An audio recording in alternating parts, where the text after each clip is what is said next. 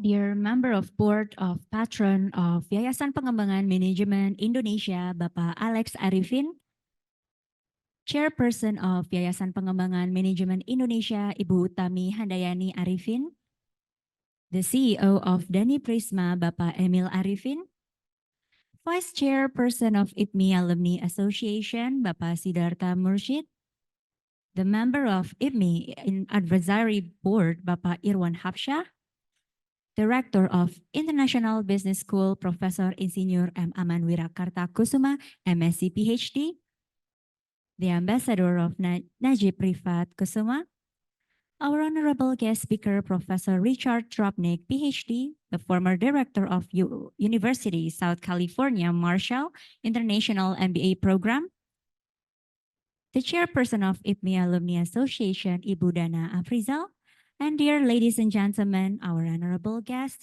Assalamualaikum warahmatullahi wabarakatuh. Salam sejahtera bagi kita semua. Shalom, Om Swastiastu, Namo Buddhaya, Salam Kebajikan. Dear ladies and gentlemen, good morning. I would like to extend a very warm welcome to all of you, and we sincerely appreciate you taking time to join us today. I am Putri Shafia, and on behalf of IPMI International Business School, it's truly an honor for me to be the master of ceremony of today's event, the Power Talk, thinking about the Indonesian business environment in 2024-2025.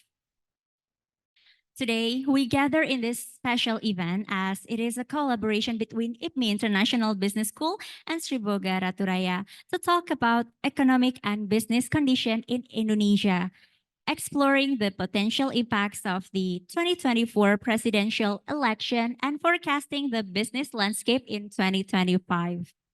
And we would like to sincerely express our token of gratitude to Sri Bogaraya and our host, IPMI International Business School, that has helped us accommodate this event. Before we start, may we sing the national anthem, Indonesia Raya? Ladies and gentlemen, please rise.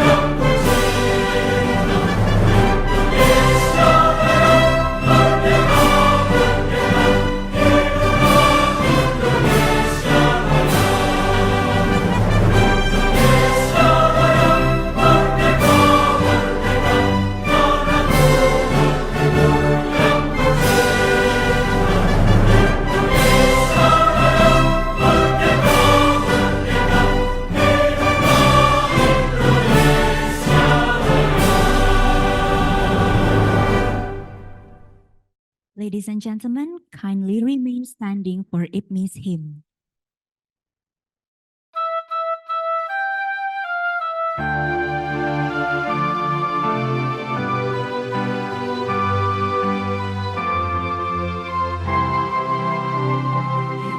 Wujud bakti bangsa, kebanggaan Nusantara.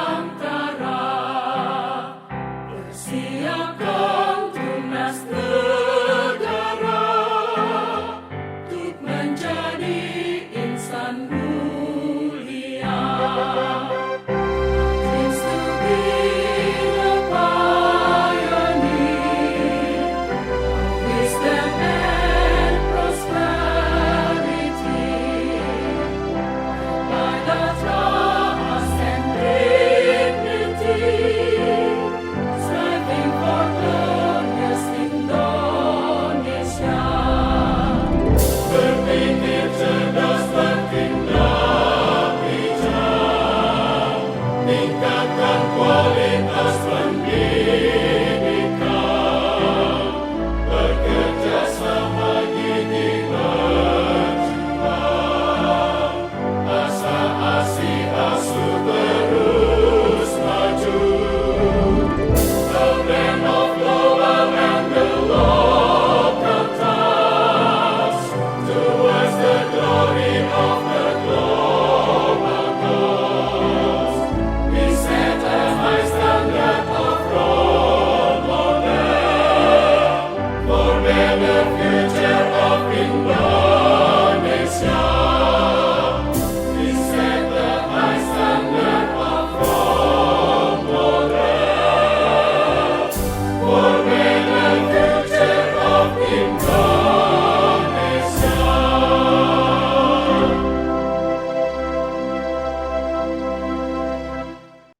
You may all be seated. It is with pride that we inform you that IPMI's hymn was written by three of our senior faculty members, Professor Roy Sambal, Professor Wiwik M. Daryanto, and Ibu Dr. Amelia Naim Indrajaya. Ladies and gentlemen, as we begin to our main agenda, we are pleased to welcome Professor Insinyur M. Aman Wirakartakusumah, M.Sc, Ph.D, the Rector of IPMI International Business School, to deliver his opening remarks and officially open the forum. Professor Aman, the time and place are yours.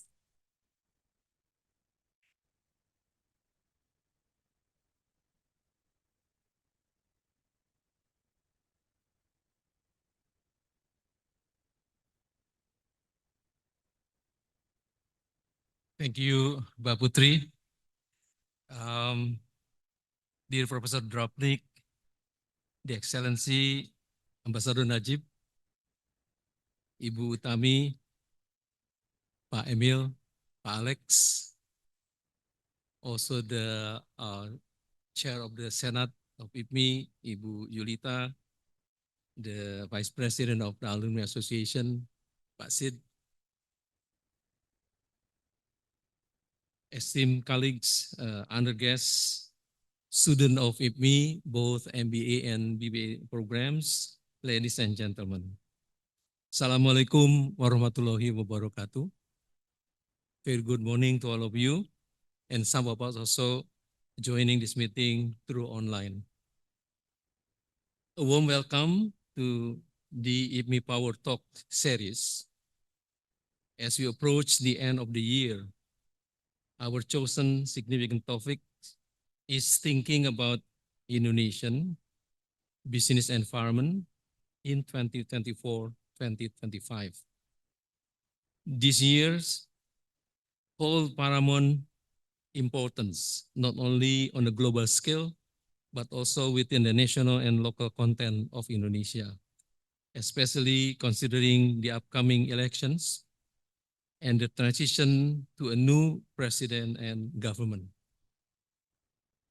Before delving into the intricacies of the Indonesian business ecosystem, let's first examine the international and global landscape. Post the COVID-19 pandemic, we face numerous challenges impacting the business environment.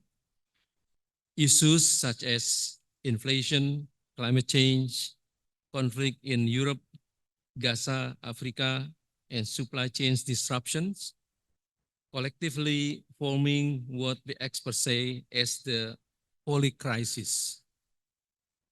According to Harvard University professors of economics, Kenneth Rogoff, the global economy faces a challenging start in 2023.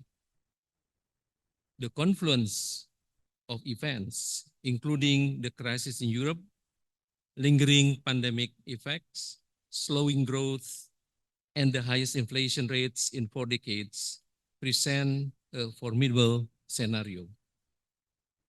Navigating this risk poses a significant challenges for both political leaders and corporate executives, particularly as we transition from the era of ultra-low post-financial crisis interest rates.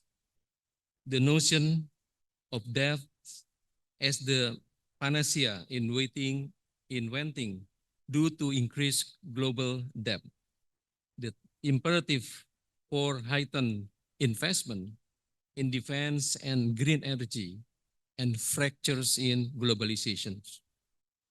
From this situation, the concept of deglobalization is gaining prominence, a shift toward a less interconnected world marked by powerful nation states, local solution, and border control instead of global institutions and treaties.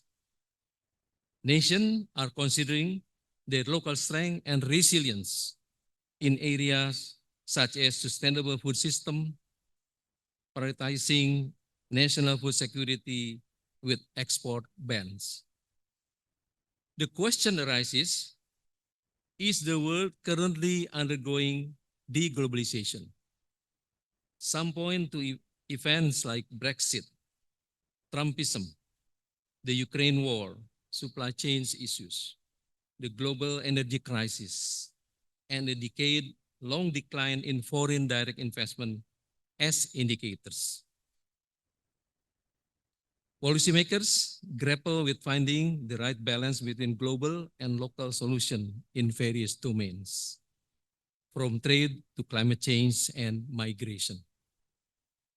In the context of Indonesia's upcoming presidential election, this presents a challenging agenda, impacting public policy and subsequently the business environment. The political landscape's influence on trade and financial flows can undermine confidence in international investment.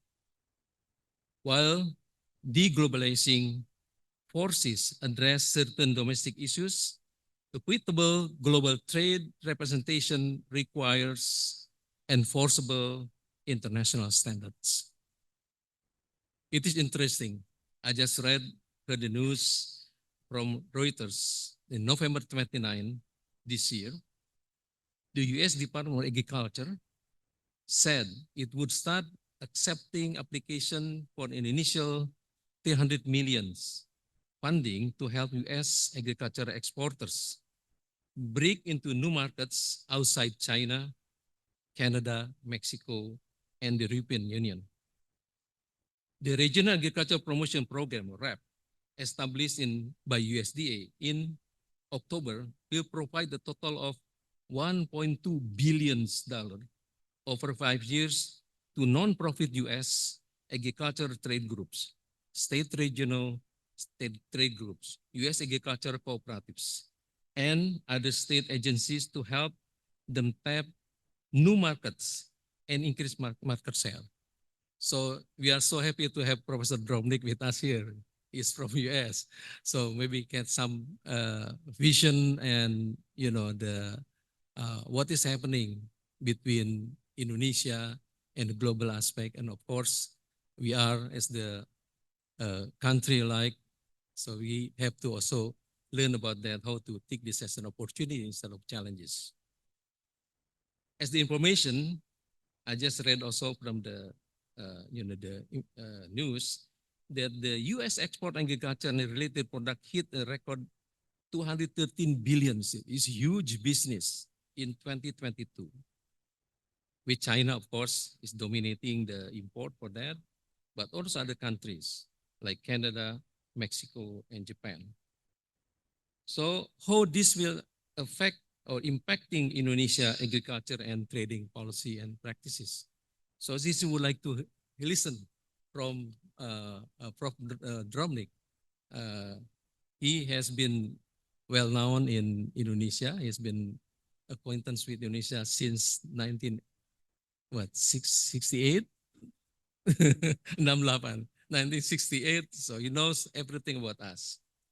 So for me, there's a key lies in striking a balance between globalizing and deglobalizing forces. In the Western world today, there's a discernible shift toward greater skepticism of globalized approaches compared to the optimism of the 1990s. I just happened to attend 2 global meetings, once in July in Rome in FAO when we have the Global Summit meeting on food. And then also last month in Thailand, Bangkok, when we have the summit meeting on the food for ASEAN. So there is an inclination toward what they call it the food sovereignty. Also how to empower the local capacity because of the resiliencies and the access to the local availability. So this one, again, is going to be a very important lesson for us to learn. Like Africa is demanding a lot of foreign investment coming to Africa to enable them to become sovereign in terms of the food security and food supply. So for sure, for our group, Pak Emil and Pak Alex, I think food is also the key. That's probably the things and very strategic for us to see what is happening after this, what's going on, the surrounding us.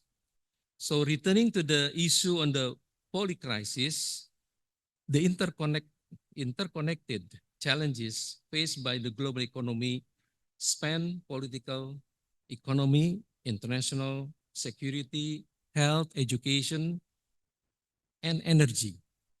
Recovering from the pandemics, the energy crisis resulting from the war in Ukraine adds to the new layers of complexity in existing issues, creating a multidimensional crisis that exacerbate vulnerabilities.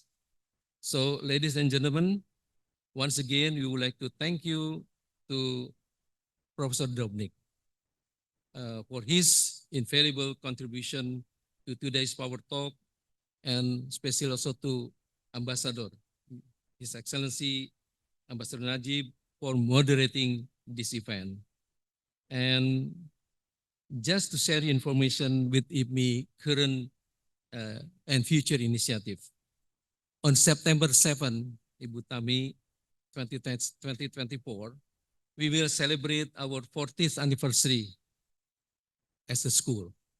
So as a forward-looking institution, we are introducing 2 new program study in entrepreneurship and business digital while preparing for the Doctor of Business Administration programs in IPMI. So I'm happy that to see a lot of alumni and also the MBA student, they may consider to become our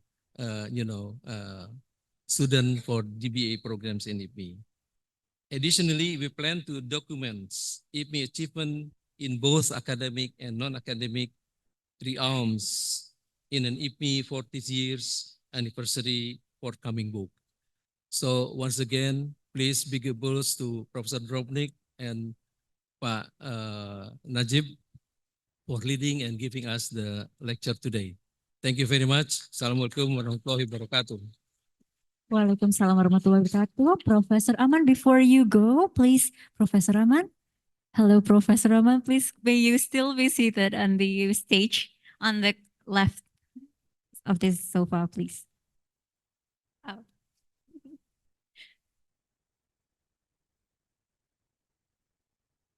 All right, ladies and gentlemen, on to our discussion forum, I would like to have our speaker, Professor Richard Drobnick, Ph.D., along with Bapak Ambassador Nadjib Riphat Kesuma to moderate the event. Professor Richard and Bapak Nadjib, may we have you on the stage, please?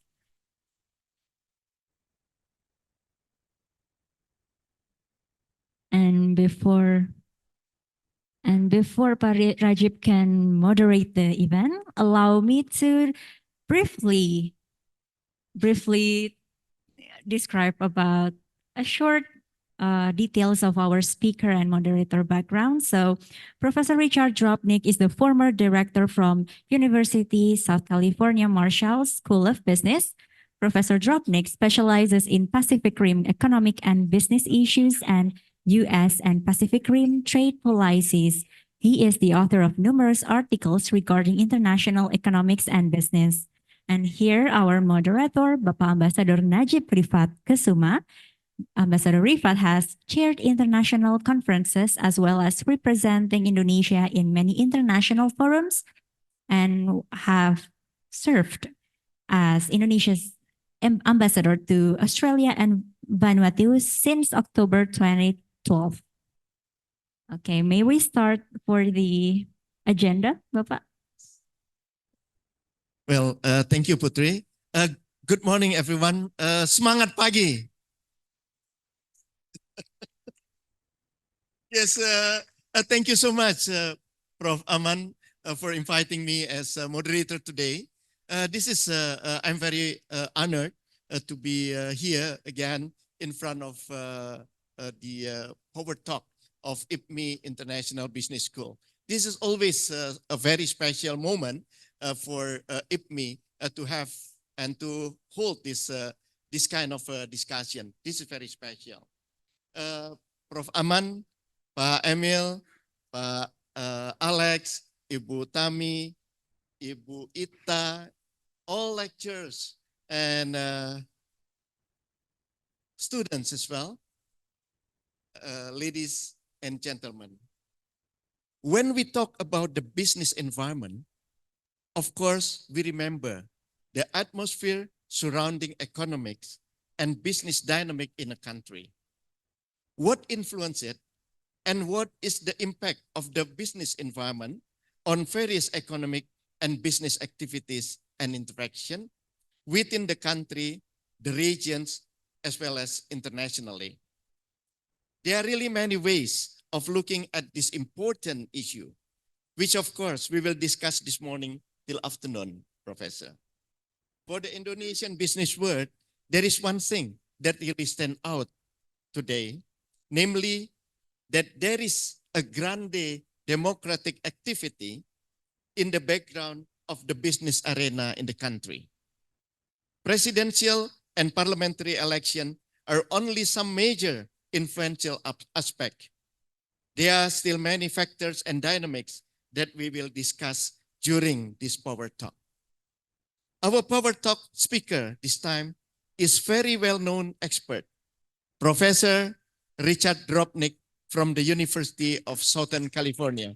Please give applause to Prof. Drobnick.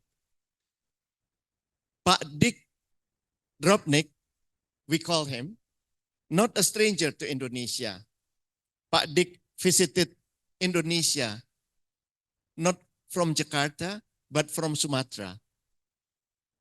He was a volunteer in Malaysia and then went across the Malacca Street to Medan and then by bus to small towns of Sumatra and then bus umum. That's very important.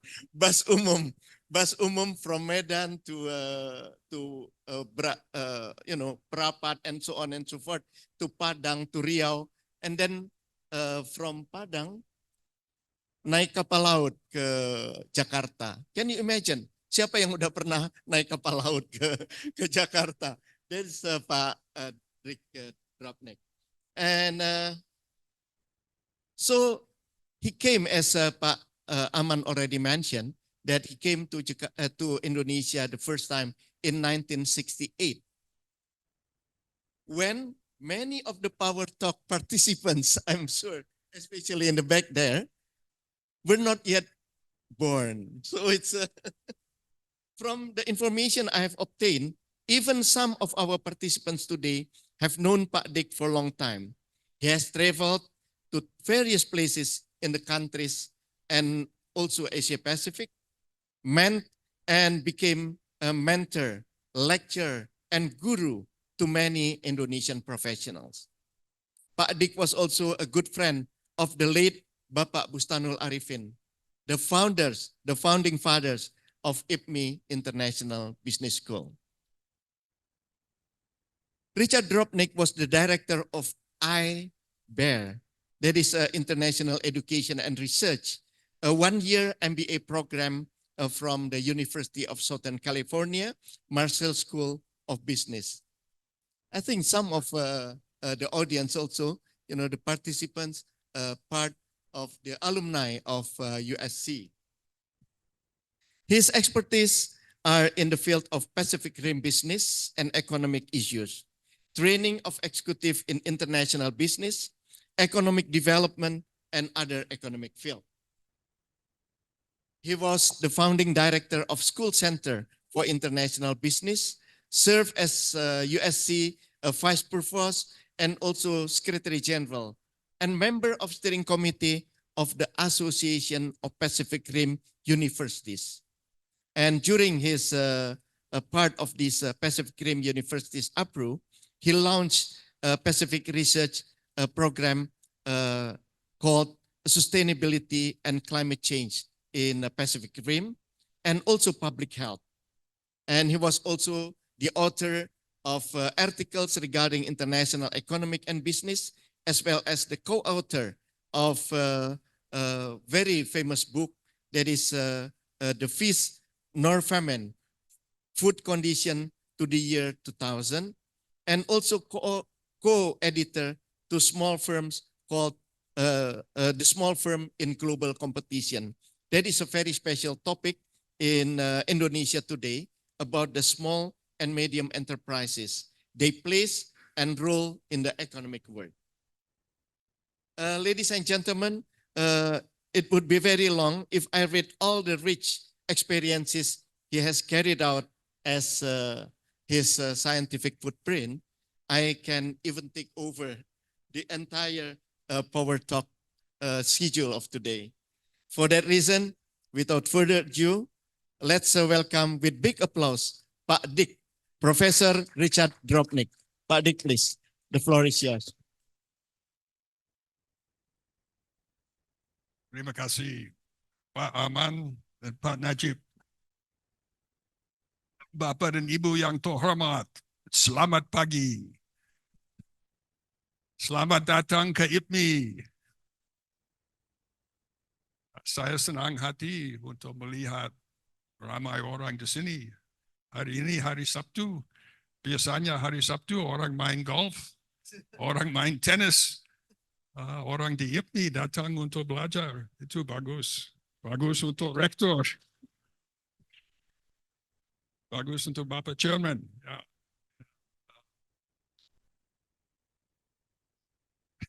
Ya, waktu dulu saya datang ke Indonesia tahun 68, masuk di Medan dan naik bus umum dengan ayam, ada kambing, ada orang petani. Itu bus tidak ada springs, itu bus bouncing ya. Jalan ada ribuan lubang dari Medan sampai Danau Toba. Dan Toba sampai Bukit Tinggi. But anyway, all that means is that saya orang tua. Saya datang di sini tahun 68. Ya. Clearly, the conditions of Indonesia are very, very different today than 55 years ago, and very different than 25 years ago during the Asian financial crisis. And so, when Pa Aman and I spoke a month or two ago about possibly coming here and talking, we said, what should I talk about? And we said, let's kind of think about the near-term future of the business environment in Indonesia. And of course, part of the reason to think about it is there's a presidential election coming up. And one of the questions is, will that make any difference in terms of the trajectory of the Indonesian economy, the broad trajectory of the business environment? And we'll talk a little bit about that. Can we have my first slide, please? Or do I have a... Yeah. So the title of this talk, I've added a word. It's thinking and talking about the Indonesian business environment. In other words, you have an active role to play in this session. I want you to talk. I want you to think with me, but to talk from your own perspective, of your own business sector or your own business company, what you think some of the challenges are and what you think some of the opportunities are. So to give you some perspective, on June 30th, I retired from the University of Southern California after 47 years of teaching and research there. And I I informed the dean of the business school in March that I was going to retire. And he asked me, what are you going to do, Dick? And I said, well, for chapter 1 of my retirement, my wife and I are going to move to Ubud. And he said, Di mana Ubud? Well, he didn't say Di mana. I said, Bali. I said, oh, Bali, okay. And he said, well, if you're going to be in Indonesia, why don't you not retire 100%? Why don't you do some little bit of work for the business school to help connect me, a new dean, to our 2,000 alumni that are living in Indonesia? And I said, well, we can negotiate a deal, but I'm not going to live in Jakarta. I'm going to live in Bali. And I'm not going to live in Kuta or Sanur or next to the airport. I'm going to live up in the hills. And he said, that's okay. We know how to work from home. You know how to work from home. And if your home is going to be Tipisawa di Bali, I'll do, but okay. So I'm working part-time a little bit for the Marshall School and to continue our deep relationships with our friends in Indonesia. And during this, so I arrived in August, and during this 4 months here, I've had the opportunity to, of course, enjoy Bali and enjoy the culture and the art and the music. But I've also had the opportunity to travel a little bit. So in my slides, you'll see there'll be some text, but there'll also be pictures of Indonesia, from Aceh to Banyuwangi. And I think what these pictures show, that they're not organized quite the way I wanted to organize them, but anyway, they show high technology. So there's Indonesian companies operating at world-class, highest technologies, information technology, not just with Gojek and Grab, but also with mining of gold, highest technologies. So Indonesian labor costs are very low, but skilled labor costs are, and skilled labor is here. And the young people of Indonesia graduating from the top universities and top business schools like this are in the forefront of these things. Also, the Indonesian people are so friendly and welcoming, which is very important to foreign investors, because foreign investors want to live here with their families.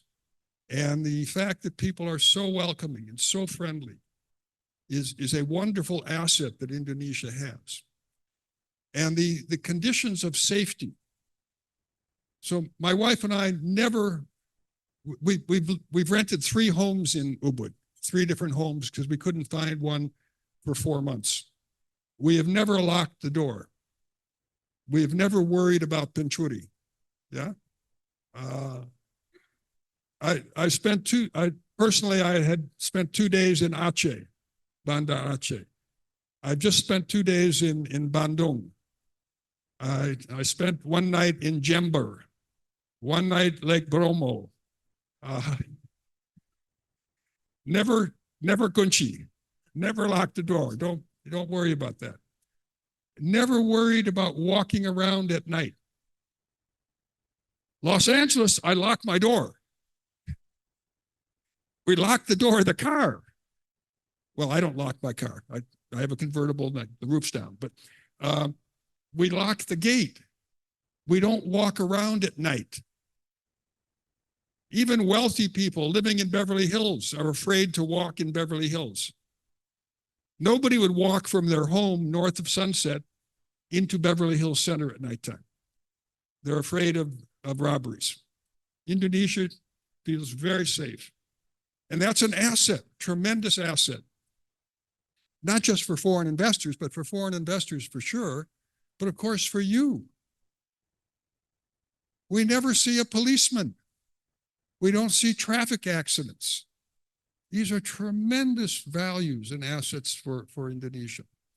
Okay, so in thinking about the future, myself and some colleagues, as the ambassador said, we wrote a book in 1978 called Neither Feast Nor Famine, Food Conditions to the Year 2000. And we basically were trying to think about the future of world grain production, corn, wheat, rice, soybeans. And we think that not just with food, but with any business or any economy, you can think about the future, waktu akan datang, in terms of current trends in production. And then you can think about changes in those trends. What changes them? Well, one type of force is people's policies, people's decisions. You make an investment because you want to improve the productivity trend. So that's a choice you can make. You make investments to increase sales, but your competitor can make investments to counter your investments. So there's the trend, and then there's human policy. Your corporate policy or national policy can change because of tax laws or because of import, export tariffs. So there's trend forces that you can project. And then you say, what are the policy changes? Or what are the corporate business decision changes that will happen? But then there's also changes that you don't control. So there's changes in the weather. Right now, there's a drought in Indonesia. You don't control that, but it affects the trend. And since you know there can be droughts, since you know there can be floods, if you're in the food business, if you're a bulag, you want to have reserves. Right? If you're in the corporate business, you want to have cash reserves because sales can go up and down. The competitor can do this and that. A company or a country without reserves is a country that's vulnerable to unpredictable changes. You know that change is going to happen, but you can't predict what day it's going to happen or what the intensity is going to be. So it's important to have reserves, or in another way of thinking about it, buy insurance. So there are changes caused by the weather. There are changes caused by technology that you're not fully aware of that change things. There are changes caused by war. Aman mentioned the Russian invasion of Ukraine and what that's done to world grain prices, and what that's done to fertilizer prices, and what that's done to national policy on food security. So Prime Minister Modi and the government of India is restricting exports of food. Well, that affects Indonesia because you import rice from there. Perhaps you import some wheat from there. Certainly the war in the Ukraine has affected the price of wheat, the availability of wheat, which affects Indonesia. So if you have the trends, you have changes made by human policy that you control, some of it, you, your company, or you, your government. And then you have changes by competitors you need to think about. And then you have these changes that are kind of, you can think of them in a probabilistic way. So if we could have slide 2, it's just a way of thinking about these things. So the box in the upper right-hand corner is simple modeling. You can model the trends that you're concerned about. At a national level, it would be GNP, it would be savings per GNP, it would be investment per GNP, and you can model the economy. And you can model your company sales. That's easy stuff to do. I mean, it takes effort, but it's easy to do. The hard thing is to think about the socially controllable changes, the changes that can be made by you, by your competitors, domestic or international. And the third box, the one possible future changes, are these things that are really outside of human control. Natural disaster, new resource discoveries, technology developments. Now, technology developments happen, but their impact is usually slow. It takes many, many years for the technology to be deployed and sent out. Now look at the pictures here. Does anybody know where this is? One person ID, I don't want you to answer on that. Does anybody else recognize these pictures? Anyone? What? Fly to Banjuwangi and then take a car ride for an hour and a half to the northwest, to the south coast of of Java. And you'll see that beautiful beach in the second picture. And up on top of that is a gold mine. Bumi Seksasindo. Pak Adi over there. Pak Adi, please stand. Berdiri, ya. Pak Adi is the president director, and he's an IPMI alum from 2001 or 2002? 2001. Okay, so he's an alum of IPMI. We met at the Banyuwangi airport last Friday, I think, or last Thursday or Friday. I came by Gojek from Ubud, and then took a ferry at Gilimanuk and went to Banyuwangi, and Pa Adi had a car to pick me up. And then we went to the Tujuh Bukit gold mine.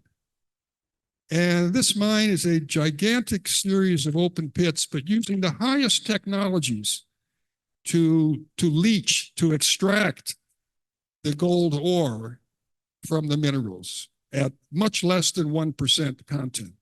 So using cyanide solutions and with the highest technology to protect the environment because of the water runoff from the solutions and the water runoff from the rain.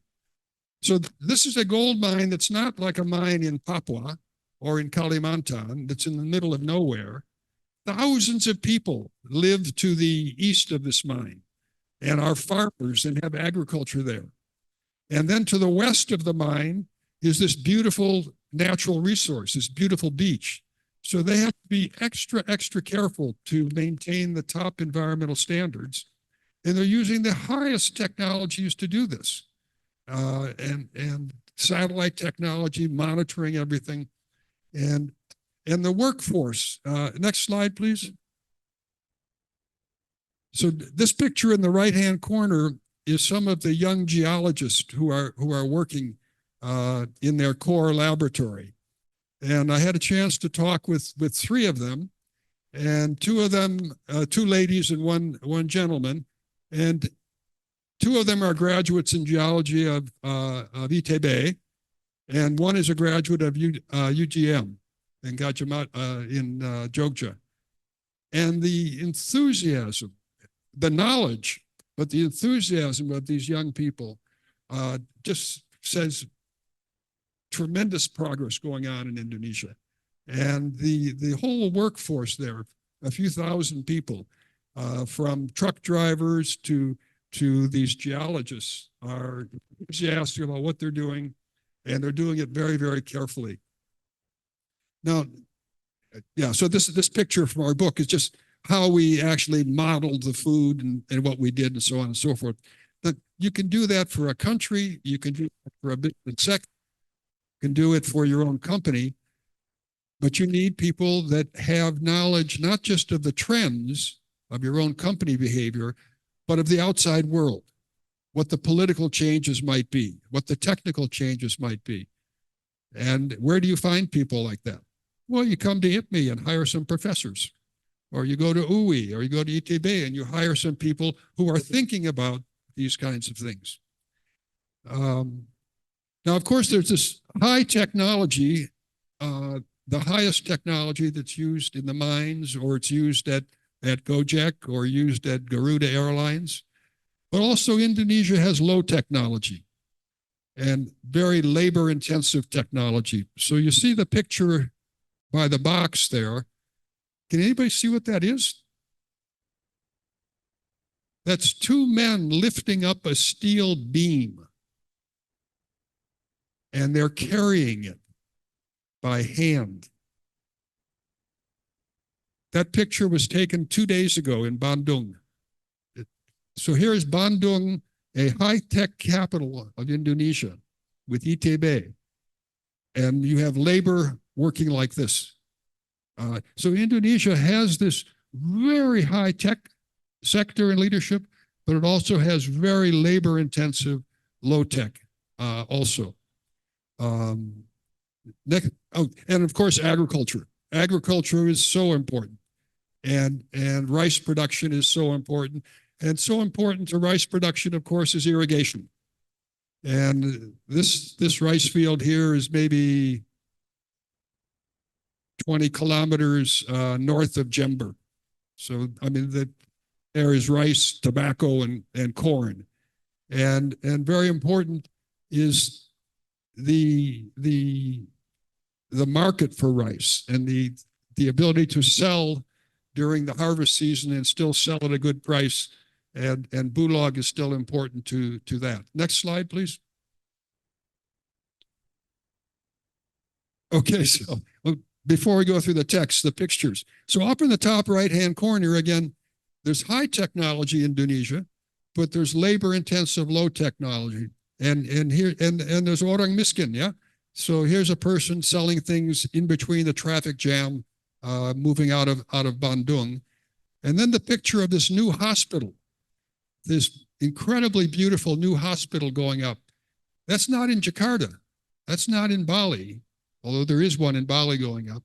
This is north of Probolinggo on the way to Mount Bromo in the middle of rice fields. This technology is going.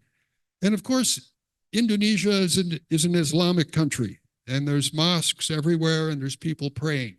But that doesn't stop technology. It doesn't stop good business. This is the new mosque outside of the Wush station just south of Bandung. There's a photograph of me at the Wush station, yeah. And then far in the left corner is a poor woman who's walking around the Probolinggo area picking up cans. So there's tremendous variety in Indonesia, and to make peace and prosperity, you need to keep driving good business practices, and IPMI is really part of that.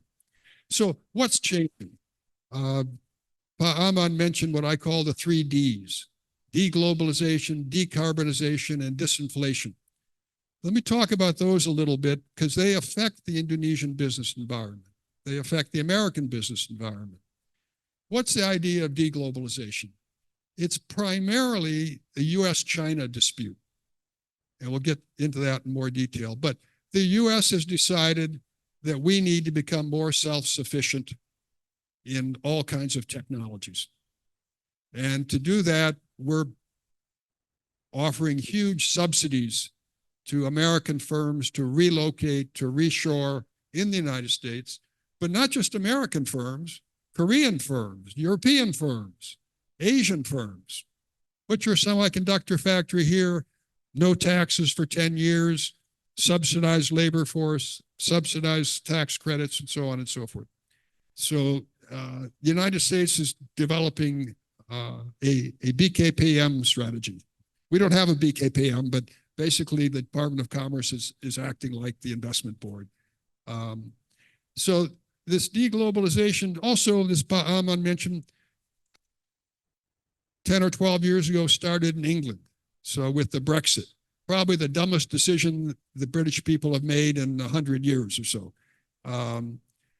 But anyway, they made it. They decided we want to cut ourselves off from the European market because we don't like migration, basically. But so there's a number of forces that are reducing the tradability of goods. So if markets are open, there's no reason to seek food self-sufficiency. There's no reason to do it if you can buy rice cheaper from Thailand or California, as long as you're certain that rice will be available. But if you start becoming uncertain that it'll be available, then you need to have the basic food stuff. And even if that costs you double the price in terms of the irrigation systems, in terms of the storage systems, in terms of the technologies, it's worth doing it. That's what you call insurance. So insurance for political stability in a country like Indonesia is certainly food security. And you can either do that by producing at home or producing it partly at home and having reliable friends who will sell to you. I buy insurance. I've been buying insurance on my home for 55 years. And I pay something like $4,000 a year for fire insurance and earthquake insurance.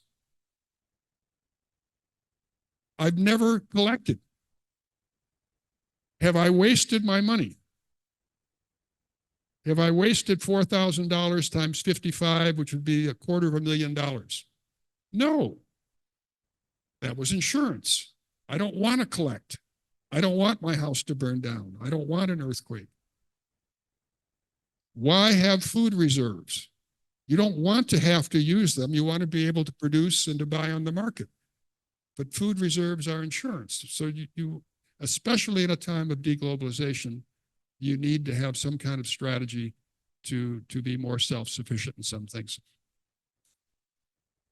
Decarbonization, what is that? It's another word for sustainability, right? So it's reducing the use of oil and gas and coal over time.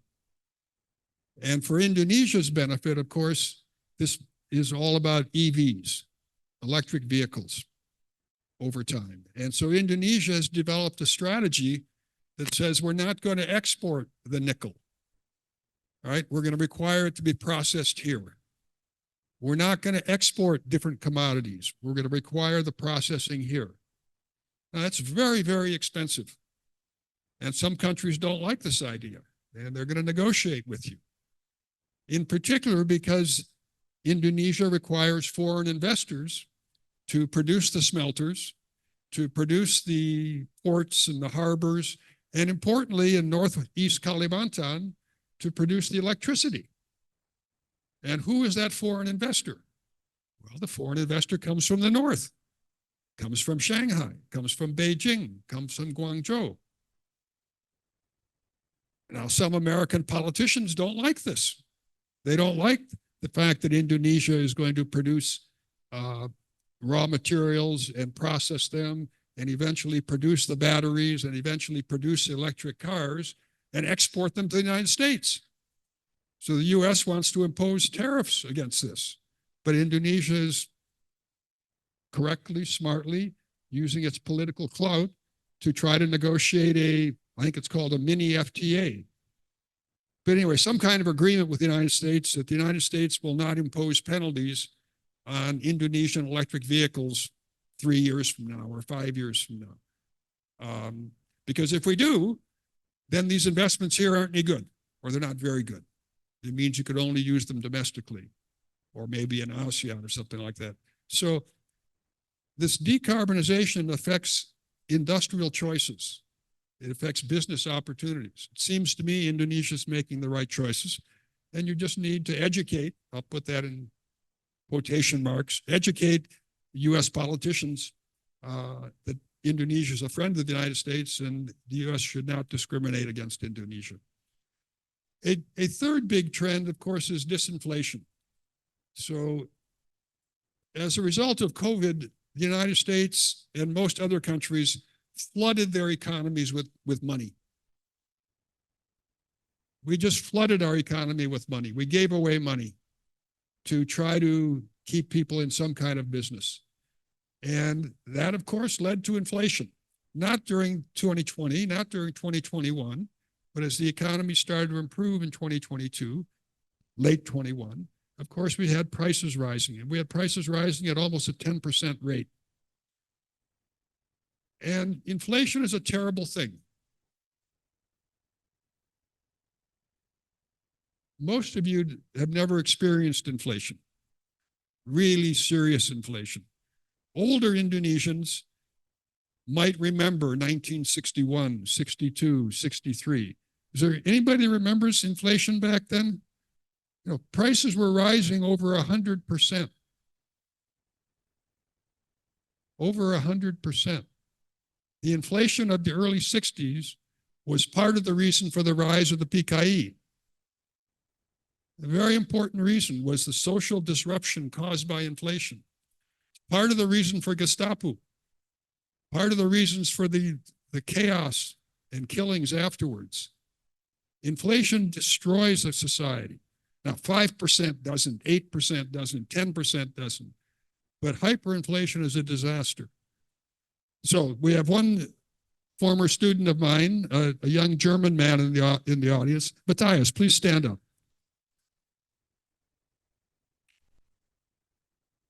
Matthias is a graduate of the IBER MBA program in June of 2022, right? And Matthias speaks Mandarin and has a Chinese wife and lived in China for many years in the automobile industry. And after graduating, he moved to Singapore. And he started his own business, a consulting business, on helping firms think about moving out of China to Indonesia or India or Thailand to avoid the US-China trade friction and the rising costs of production in China. But Matthias's grandfather would have experienced hyperinflation in Germany in the 1920s. The inflation was so bad that prices were changing on a daily basis. So the workforce, which you used to pay every 2 weeks, you had to pay every day because the value of the Reichsmark were going down so fast. And workers would take the cash, take it to their wife or their brother at the fence of the factory, and they'd go buy something, buy rice, buy sugar, buy potatoes to hold value. And it leads to social chaos. So anyway, the US, as inflation started to go up to 10, 11%, two things are happening. The American public is getting unhappy, but the world is unhappy. Which part of the world? China, Japan, Saudi Arabia, Germany. Why do I mention these countries? Because they hold billions of dollars of dollar assets. They own billions of dollars of US Treasury securities. And if inflation is 10% and those Treasury securities are only paying 3%, they're losing money. They're being cheated. And that leads to people talking about, let's have a new world currency. Let's get rid of the dollar because the dollar is not holding value. So the Federal Reserve started acting in February of 22 and started raising interest rates and raised interest rates about 5 times in 6 months. And of course, and then kept them, then raised them some more.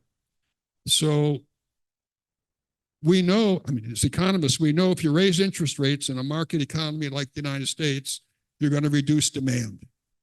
The demand for housing, the demand for automobiles, because Americans buy those things on credit.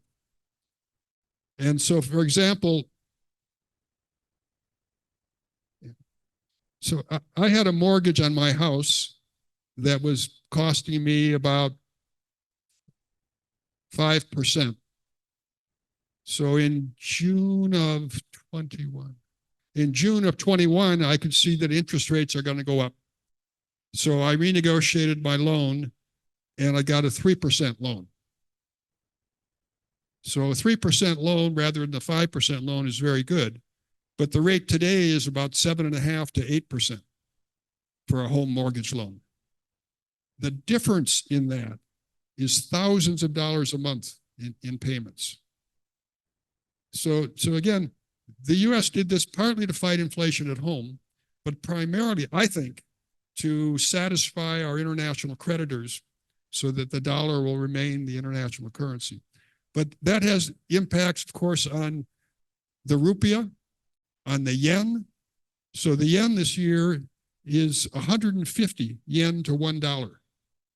Imagine that. You go to Japan and everything is cheap.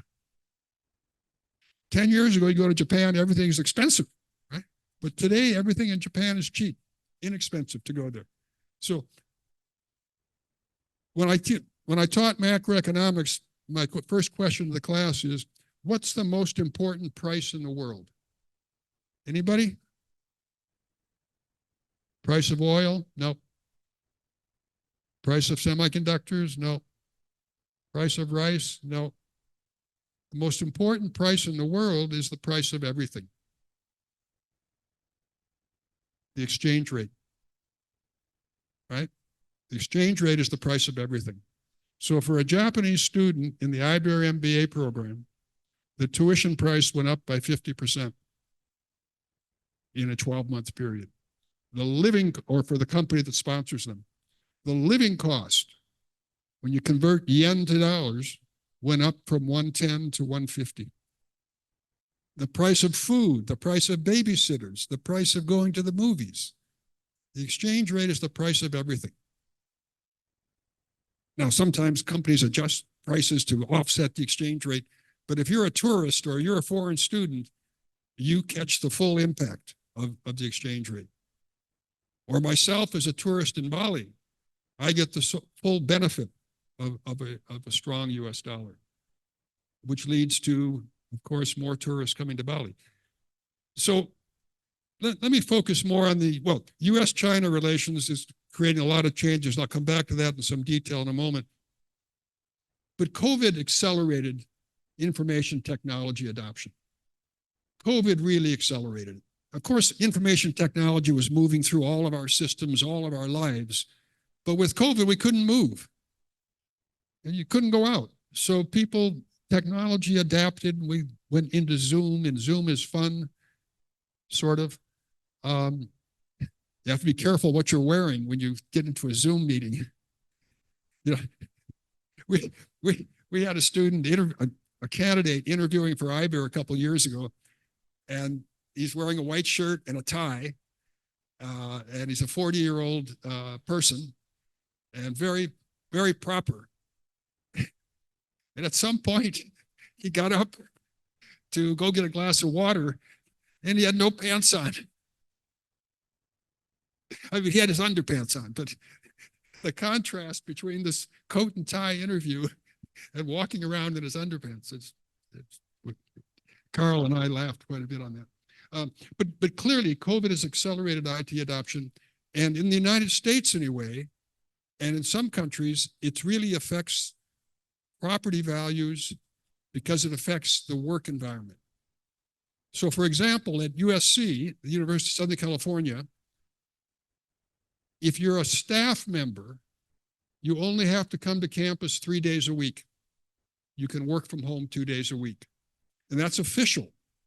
I mean, for a while it was unofficial and people were doing it, but it's official. So in the office where I worked, in the IBER MBA office, we had 4 or 5 staff, and I just said to one of them, you work it out which days people are here. We need somebody in the office next to the classroom, and we need somebody in the office. And the 5 of you figure it out. I don't want to know about it. And we'll make things work. Now, in the first week of class, when a new student cohort is coming, then everyone must be there. That's my decision as the director. And during certain periods of the year where there's an intense interaction, everyone must be there. But other times, we don't need to be there. Now, professors have to be in the classroom for their class. But again, the staff don't have to be there. And we have meetings by Zoom, and people are happy. Why? They don't have to spend an hour commuting each way, an hour driving in and an hour driving out. They can not have babysitters so many days a week, so on and so forth. Now, some law firms are seeing this. Companies that provide services as opposed to manufacturing. Accounting firms. So what does that do to property values in downtown Los Angeles or downtown San Francisco? A law firm may have rented 3 floors of a big building, 20,000 meters of office space. They don't need it. So they're renegotiating their leases. They're saying, Pa Emil, lower the price or we're going to move. This lease is up in 2 months. We only want half the space. We want half the space at half the price. Oh, you don't want to do it? Okay. Pa Adi, how about in your place? Your place is half empty. We'd like to rent space there. And so there's these negotiations going on all over the United States in the urban centers, and property prices are going down.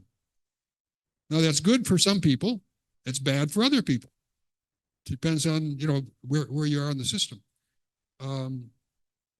So COVID has accelerated that, and now some companies like Elon Musk's company said, you show up or you're fired. So it depends on the company, depends on the personalities, but on balance, it's leading to a change in the spatial nature of work. And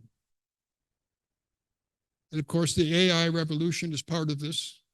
The information technology revolution is part of this. And then, of course, we have these terrible wars. And these terrible wars, in addition to killing so many people and maiming so many people and destroying infrastructure in these countries, has global, worldwide effects on markets, on prices, on company strategies. And as a country, Indonesia is not part of these wars. Indonesia is in a very safe zone, but it's affected by these wars. It's affected by prices. It's affected by availability. And in the Israel-Palestine war, because Indonesia is a Muslim country, it's affected socially. And then, of course, companies in Indonesia are affected by the boycott of American products or American goods and services. And some of them, like McDonald's and Pizza Hut and other companies, their sales are off 30 to 40%. And in Aceh, they're down 50 or 60%. And that's something that management has to think about and figure out how to manage these kinds of things. Next slide, please. So let me go into more detail about U.S.-China relations, because that's really the important driving force on this deglobalization. The U.S. feels that China is an unfair trader, that China steals intellectual property, that China blocks American barriers or puts up barriers to U.S. companies, that China subsidizes much of its production, that China steals a lot of secrets, and that China's industrial policy is not fair. Well, some of this is nonsense, right? If a country wants to have an industrial policy to promote its space exploration, well, of course it should do it. If a country wants to have an industrial policy to produce EVs, of course it should be able to do it. The U.S. complaining about this is nonsense, but we have people complaining about it, and these people have political clout. So the Republicans and the Democrats in Washington, D.C. disagree about everything, except one person unifies them. Who is that person? Xi Jinping. So they're all against President Xi. I don't mean him personally, but they're all against China.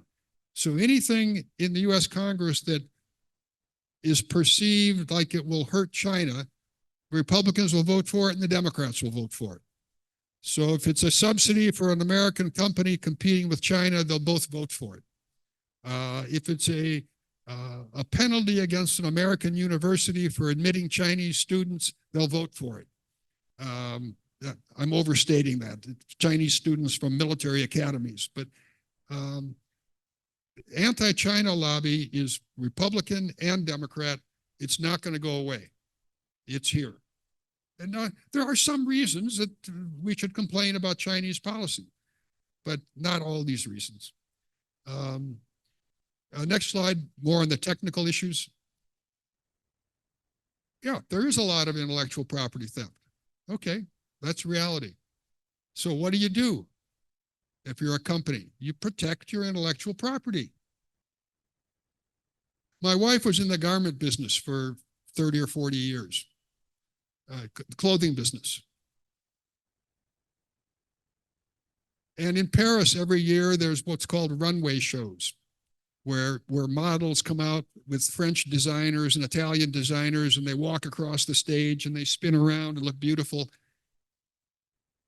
And the next day, that design is produced in Los Angeles. The design is stolen that moment. And this was before you had these cameras, before you had the internet. People were doing it by fax. People were stealing the designs before the model came out in the design room. My wife would see things, what would be called knockoffs. So a dress that sells for $1,000 a different fabric, a slightly different model, the next day sells for $100 in Los Angeles. And that was being done back in the 1980s, the 1990s. How do the big fashion houses of France and Italy compete? They change the design. They change it all the time. And they compete by selling upmarket. Wealthy people wouldn't buy this cheaper fabric. Wealthy people wouldn't buy it without the right label and so on and so forth. But intellectual property always needs to be protected. General Motors needs to protect the property from Ford. Ford is always trying to steal General Motors' ideas. Raytheon has to protect it from Lockheed. So one has to be careful with this stuff all the time.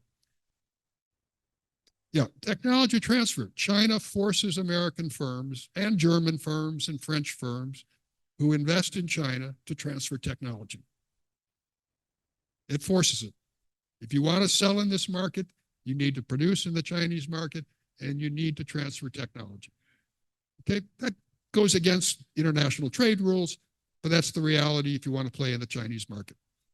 And the US is telling American companies, stop playing in the Chinese market, particularly if you are semiconductor companies, or if you are manufacturers of semiconductor equipment, stop playing in that market, or we're going to penalize you.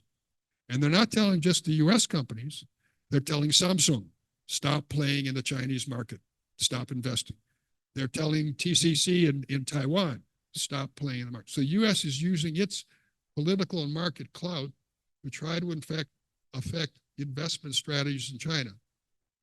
Not just the strategy of American companies, but the strategy of international companies.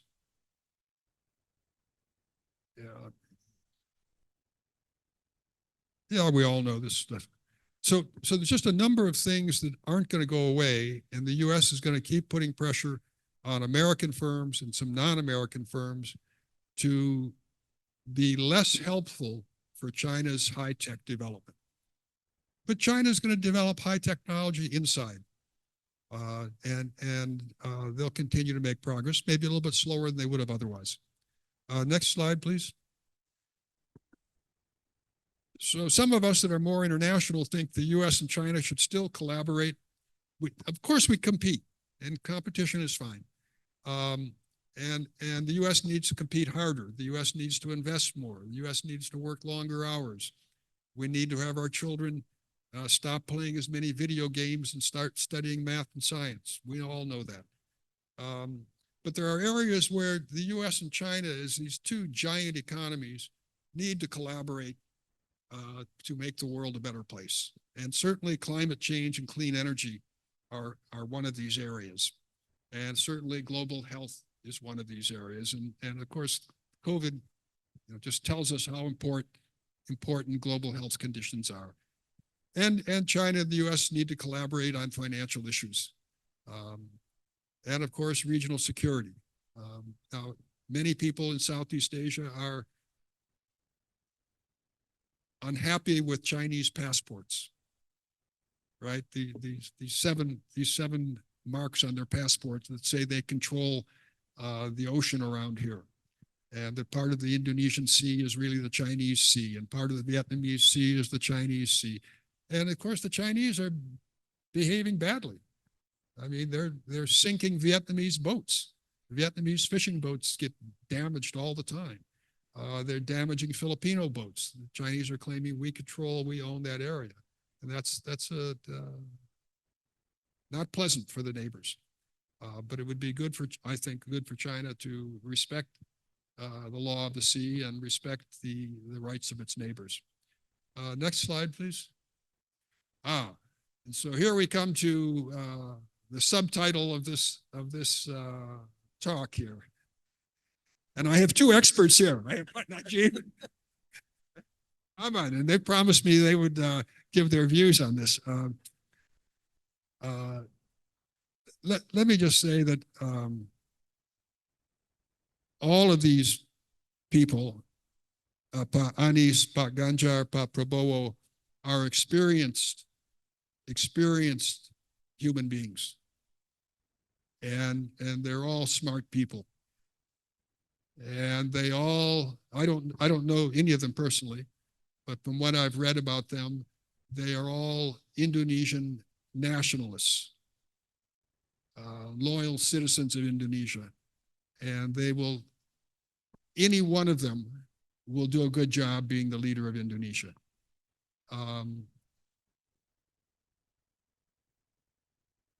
Each of them would do something slightly different. And if you read the political platforms, their economic platforms, they look slightly different. But I think the reality is that Indonesia is a giant economy and it's a giant society, and it has robust institutions, it has autonomous universities, and it doesn't matter which one is elected. The economy is going to continue growing well. The universities are going to continue to be autonomous, and things will go well. There will be different personalities if one's elected rather than the other, different people they appoint to commissions, and so on and so forth, and there'll be different changes. But last Thursday night, the U.S.-Indonesia Society, which is a nonprofit joint venture between organized by the U.S. government and the Indonesian government 25 years ago, and chaired by former ambassadors. Ambassador Bob Blake is the U.S. chair right now, and an Indonesian foreign minister, former foreign minister, is the chair of the co-chair. They held a Zoom seminar on Thursday night on the Indonesian election. Just next slide, please.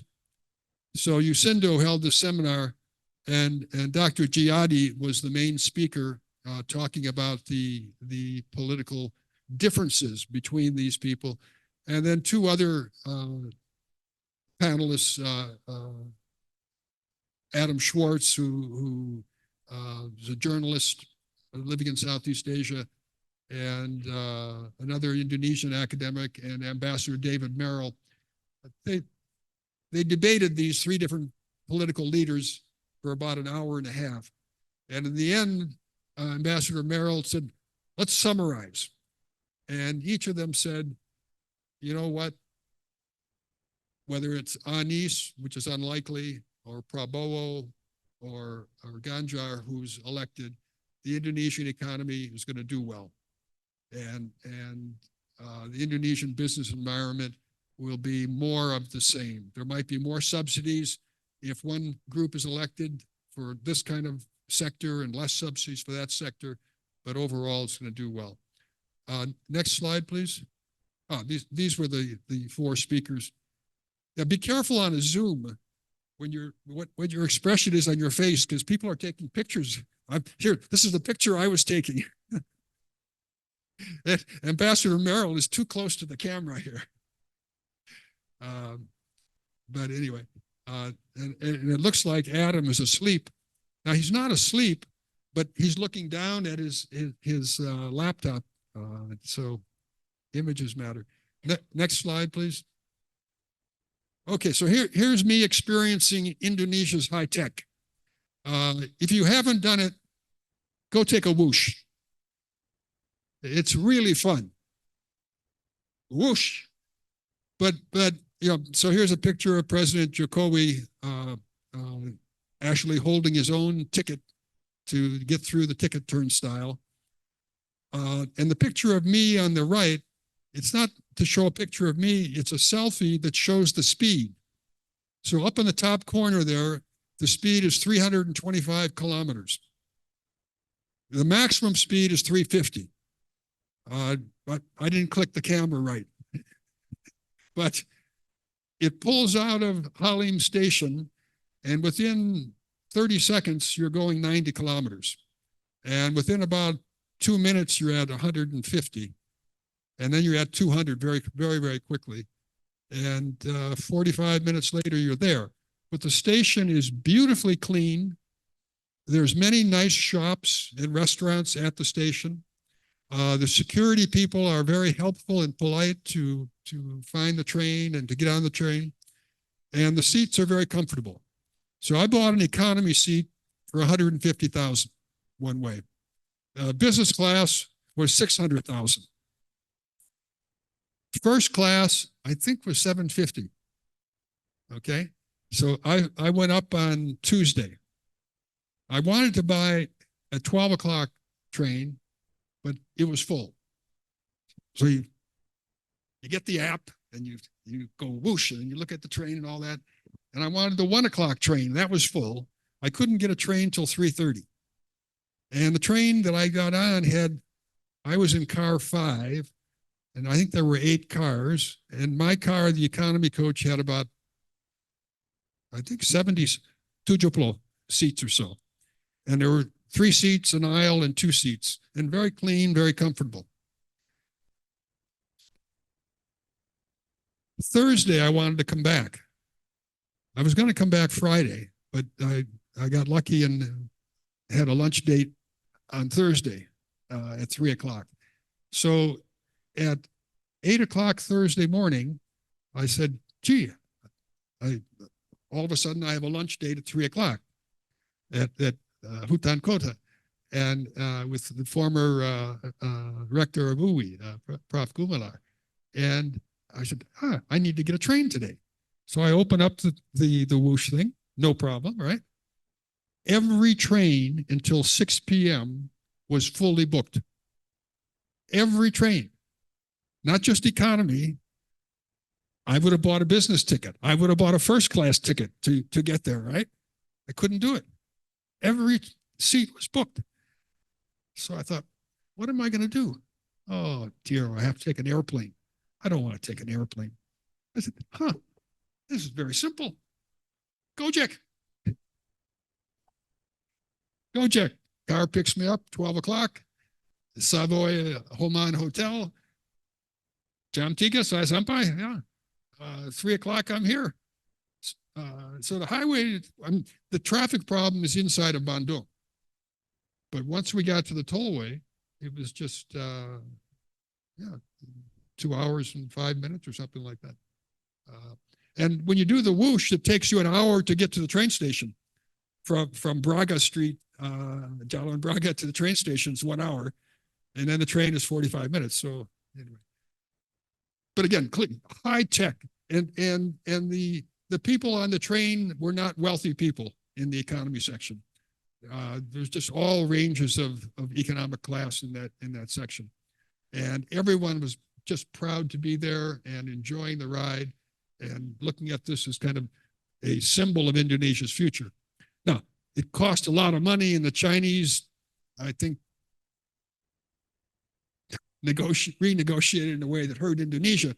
But the train is an infrastructure investment that will raise the property values at the stations and so on and so forth. Next slide, please. I think 1 or 2 more. Just a picture of Indonesians having fun. Middle-income Indonesians just having fun. So we got 2 or 3 pictures at near Mount Bromo, and the picture in the middle, these Indonesian women saying, "Can we have a picture with you? Will you join our picture?" Yeah, I said, sure. And one of them said, "How much are you?" Said to me, "Berapa harga? How much am I going to charge?" The picture. So anyway, just a lot of fun. Next slide, please. And here's the big masjid at Bandar Aceh up in the right corner. And here's the beach community over on the left side at Bandar Aceh. And of course, the people of Aceh suffered, terribly from the tsunami and destroyed not just the city, but the countryside. And with help from people around the world and with people from all over Indonesia, have rebuilt. And of course, there's at least one good thing that came out of the tsunami, and that's peace. Peace with GAM. But just a terrible disaster, but the spirit of people is very good there. I think that's the last slide. Is there another slide? Oh, no. So one of the great assets of Indonesia, of course, is the culture. And not just Balinese culture. I'm showing Bali stuff because we've been in Bali for 4 months. But the culture of Java and the culture of Sulawesi and the culture of Irian is just fantastic. And the little boys dancing here this is at the Aman Museum, Arman Museum in Ubud, Agung Rai Museum of Art. And Agung Rai is the founder, and his foundation does free training in dance and gamelan to children from different villages. And so on Sunday morning, it's a real treat to go to the museum and watch the dance instructors. So there were only two little boys who were with the male instructor, but there's about 30 or 40 young girls ranging from about 6 years old to maybe 12 years old. And every Sunday for 2 hours, they're there very early. These 6-year-olds are already pintar, and it's just really something to watch. And in the far corner on the left is a young lady from Los Angeles who's learning how to do Balinese art. That's my wife. These two boys, Agung Rai told me that in about 45 years, they're going to become presidential candidates from Bali. So I'll stop with that, and I would love to have some discussion about anything I've said or anything else you'd like to talk about.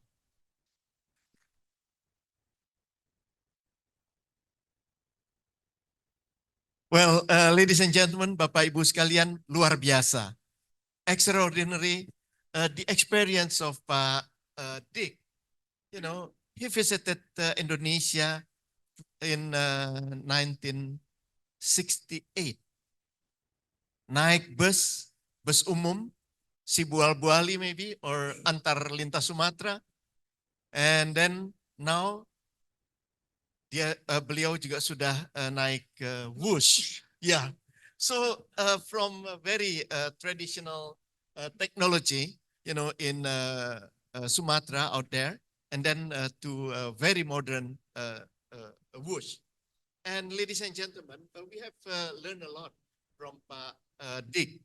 What Pak Dick has mentioned is, a very wide horizon of the business environment, not only in this country, in Indonesia, but also all over the world. Pak Dick also mentioned about the situation, the competition in the world. And at the end of his presentation, Pak Dick juga memberikan saran-saran, advice to the big powers, to China and US. Please be aware of the climate change, the global health, the financial stability of the world, because this is, and also regional security, because as we know that South China Sea is also used by both of them, by US and China, just to show how big their muscle is. So, ladies and gentlemen, I think we have now come to the question and answer. And I hope that you can tell us your name, and then you are from which institution, and so on and so forth. And then we will give the time to Pak Dick to answer your question, your statements, or whatever. But please, we will give for the first three participants, one from here, and then from the middle, and then from there. Yes, Pak, please.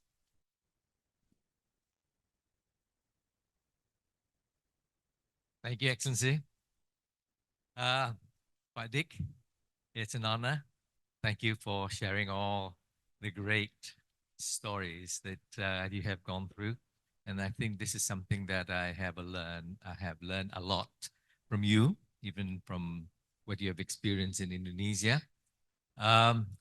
My question is simple, and I think this links to a very wide horizon, because when you talk about business, when you talk about the environment of the business itself, but it links to the environmental, social, and governance of all the businesses.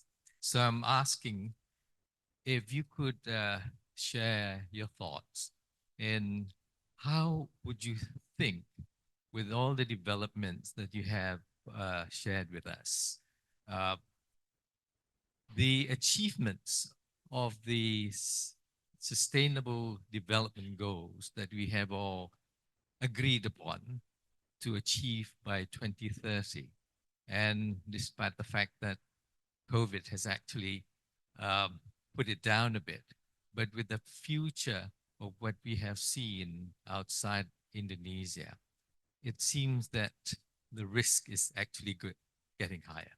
So do you think that what we have tried to achieve those goals, how many percent do you think that we can achieve? And the first goal obviously is reducing poverty, no poverty. But now you told us about the gap that we have seen, but that's the fact of life. So that is the only question I like to raise. How do you see the SDGs in relation to what we have experienced globally?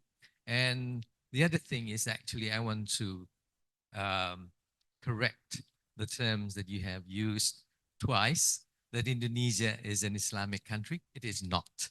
It is the population, majority of the population is Islam. So thank you very much. Oh, by the way, I forgot to mention my name, Siddhartha Murshid. I'm an alumnus of Executive MBA 96. Thank you.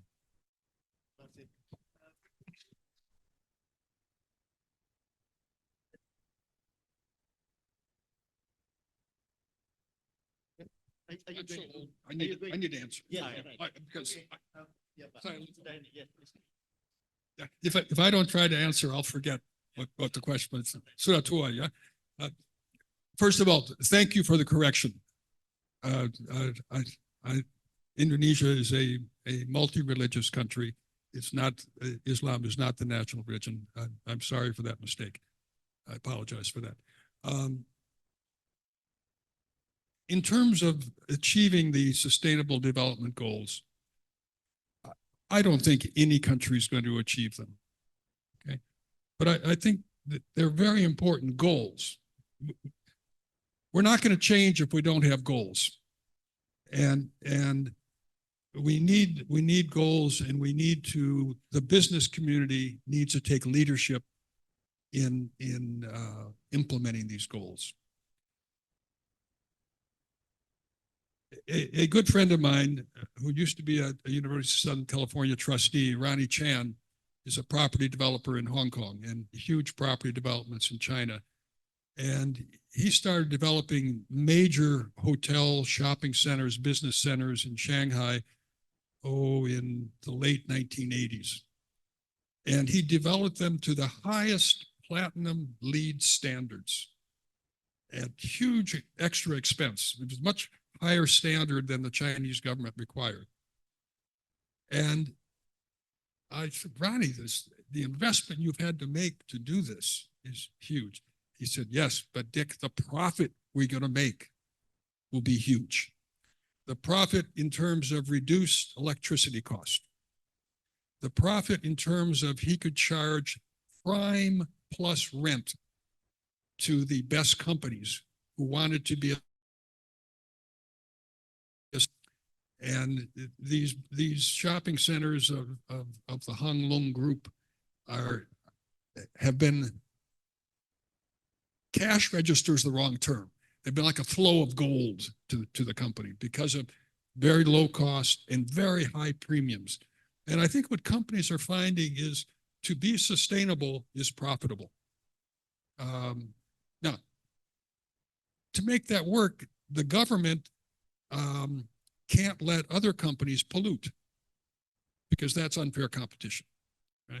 They can't let other companies have very bad health standards because that in the short run is unfair competition. So you need business leadership, but you also need rules and regulations that support these things.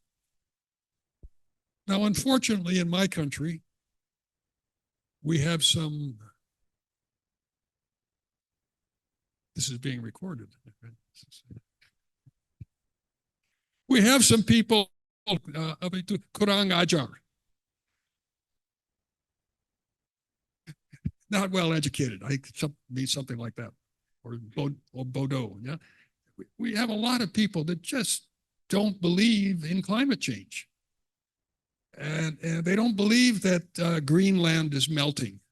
You know, they don't believe that the Antarctica is melting, and so they don't see any need for cutting back on coal or electric vehicles or any of the stuff. And unfortunately, a lot of these people are in the Republican Party. And unfortunately, they have power. They have quat in provinces like Texas, Provinsi Texas, you know, it's a Republican.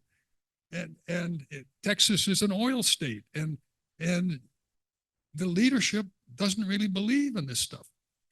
And of course, the oil companies lied about it, false propaganda throughout the 1970s and the 1980s. Exxon, Chevron, false propaganda about climate change. They knew there was climate change coming. They would design their offshore oil rigs for higher water. Now, why do they do that? Because they knew the ice caps were melting. But in their public relations campaigns, they were lying. And in their donation campaigns to the Congress, they were lying. So you got different people. Those companies have changed now, but going back to the 1970s and 1980s. So I think these goals are very important. I think all of us need to be alert and mobilize and tell our business leadership, get your act together and promote sustainability things, and tell our politicians that. Again, apologies for my Islamic mistake. Thank you. Thank you so much, Pa Dick.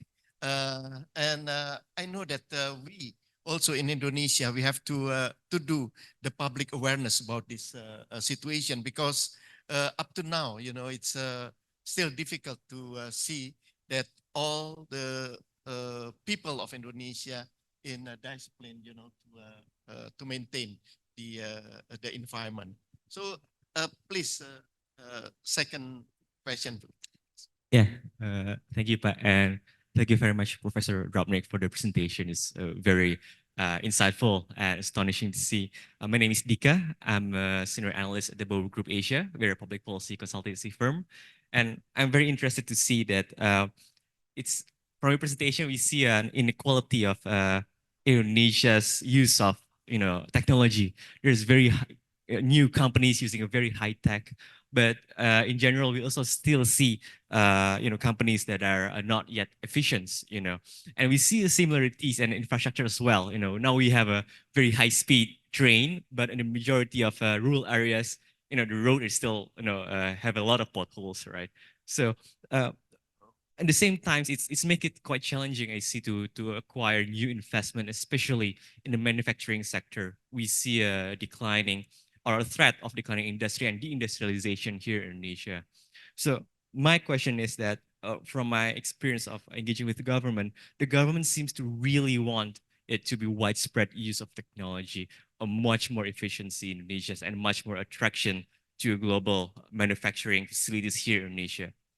But what's missing? What's missing from the government? What types of policy that right now the government is not focusing yet? How our Indonesia's businesses can also support the government's effort to make it much more efficient, much more use of technology. That is my question. Thank you very much, Professor Drobnick.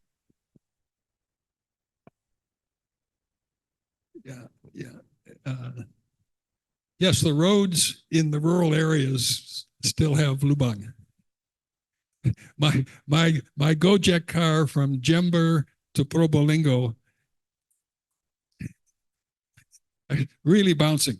I could not read, and I could not use my laptop. It just is too bouncy.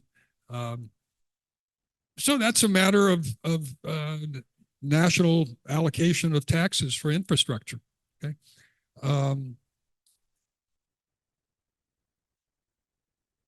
But in terms of the government doing things, let me just speak as an American. I don't know the Indonesian government, right? The government in the United States will respond to pressure. It responds quite well to business pressure. So I'm talking about city government at the very local level. If the Chamber of Commerce says to the city mayor and the what we call city aldermen or city councilors, you need to improve this road and we'll pay more taxes to do it. Or you need to improve these schools. You need to improve the public health in this area. The mayor listens to the business people. Now, doesn't agree with them all the time, or she doesn't agree all the time, but mobilizing citizens, whether it be academic citizens, business citizens, is the way to get things done in the US at the local level. It's much harder at the national level. It's very hard for citizens to influence national policy. But lobby groups do. Okay. In the United States, half the population could not vote. Right? Sebelum 1920, orang perempuan tidak bisa pilih. What, before 1920s, there was no women vote. How did that change? The women organized, and the women marched, and the women told their husbands, change the way you're thinking. But it took 30 years from the 1890s on, and women were arrested and put in jail and all kinds of things. But in California, 25 or 30 years ago, a campaign of people, not business people, social people, mobilized to prevent smoking. Smoking not allowed in a restaurant. The business community lobbied against that law, saying all the restaurants will go bankrupt. And if the restaurants go bankrupt, then the chain of other suppliers will go bankrupt. Well, guess what? Tidak bisa smoke in restaurants. Restaurants are all healthy. I mean, financially doing okay. So when I moved to Los Angeles in 1971, saya pindah dari Chicago dengan motorcycle. 3,000 kilometer, yeah. And I came into Los Angeles from kind of a higher area and looking down at Los Angeles. And you cannot see any buildings. The smog was so bad. This is 1971. You couldn't see anything if you're coming from the mountains down. Today, 20 years ago, you can see the city every day. Every day you can see it. Now, maybe there's 5 days a year or 10 days a year when the wind blows from the desert, the smog comes back. The automobile population has at least tripled. The human population has more than doubled, but there's no smog. The main reason for that is that citizens and business mobilize to have unleaded gas. They changed the rules on gasoline. And the refineries in California have to make the gas cleaner. Now, the gas costs us more money, but we can breathe. So again, my only thing is mobilize business, mobilize citizens to put some pressure. And then, of course, have IPMI graduates go into government and university graduates go into government. That's a long-winded answer, but pressure. Thank you, Dick. And from here?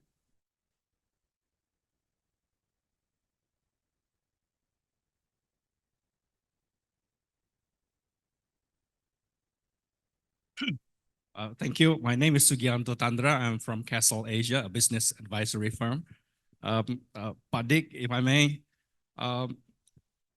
very insightful presentation, and most importantly, I'm personally impressed with your travel across Indonesia, which I believe more and more Indonesians should be able to travel and see the country as well.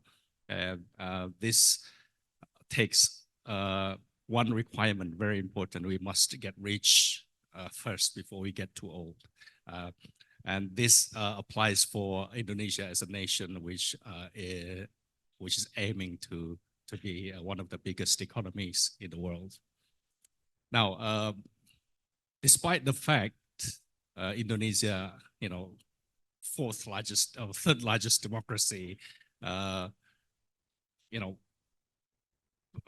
population of its democracy, we are going to have our sixth democratic elections.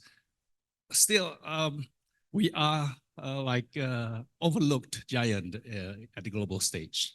That's what we have often heard. It's mostly for business people. It's around the world. It's invisible. Now, I want to ask you if you have any view. Why is this the case? Thanks, Dick. I'm sorry. Could you repeat the core of the question? Yeah, Indonesia is often seen as an overlooked giant in the global stage. So why do you think that is the case? Is this a problem with our elites or with our people?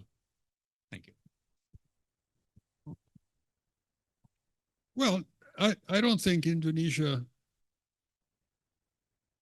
is overlooked today compared to yesterday. Okay. So Pak Jokowi and the Ministry of Foreign Affairs and Kadin in September hosted the ASEAN leaders meeting. And I was a guest, and I came to the business section of it. And clearly the ASEAN business people, and not just ASEAN, there were Americans and Europeans and Australians here too, because they wanted to meet Indonesian and ASEAN business leaders. So they wanted to do business, so they came here. So that the ASEAN Business Conference, and I assume the Political Leaders Conference, went very well. And anyone that had never been to Indonesia before, if they listened to the Indonesian CEOs talking, would have been very impressed and would say, I want to do business with that guy. I want to investigate a joint venture or something like that. And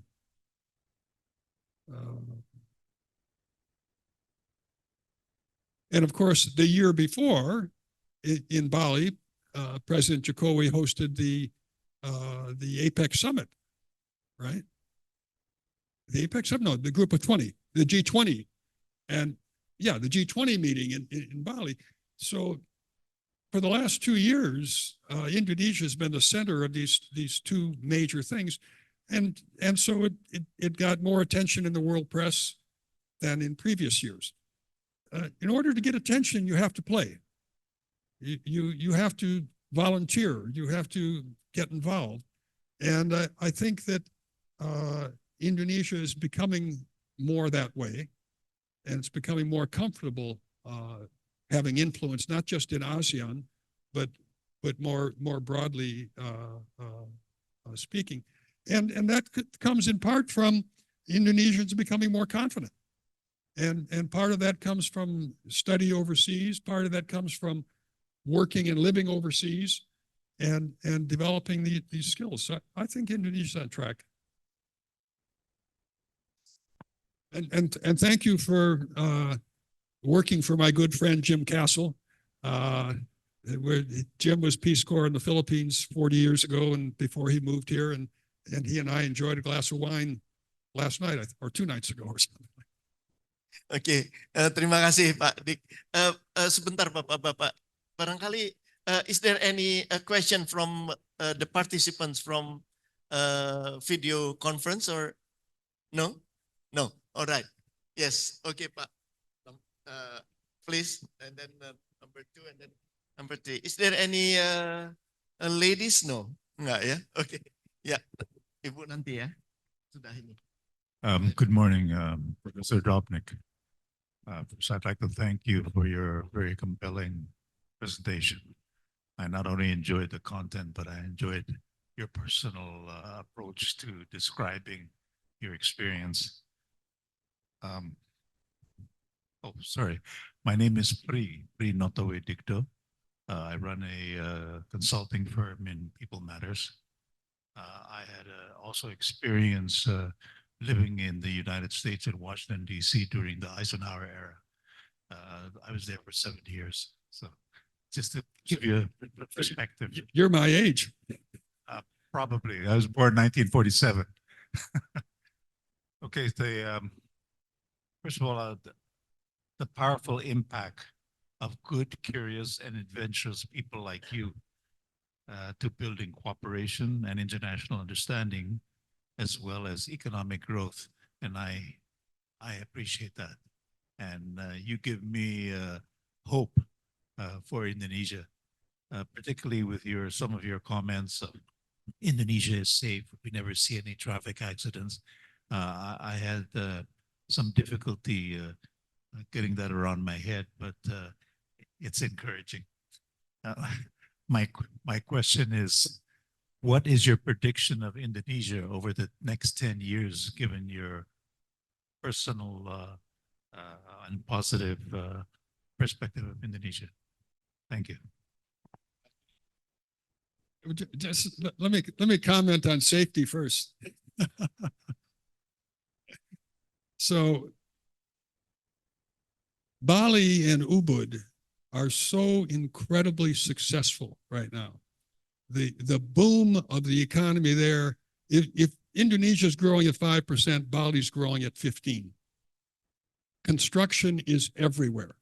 In the smallest villages, people are building a second home, third home to rent. And the tourists are coming, and people are moving from Switzerland to Bali to work from home. I met 2 Swiss entrepreneurs up in the hills of Ubud. I met a Canadian entrepreneur who's moved and now has a long-term lease, and her daughter's going to school, the Green School. So Bali is booming, absolutely booming. And a problem is macet. So the traffic jams in Ubud, in Denpasar, are terrible. Jakarta is smooth flowing. There's no macet here compared to Bali. Think about that.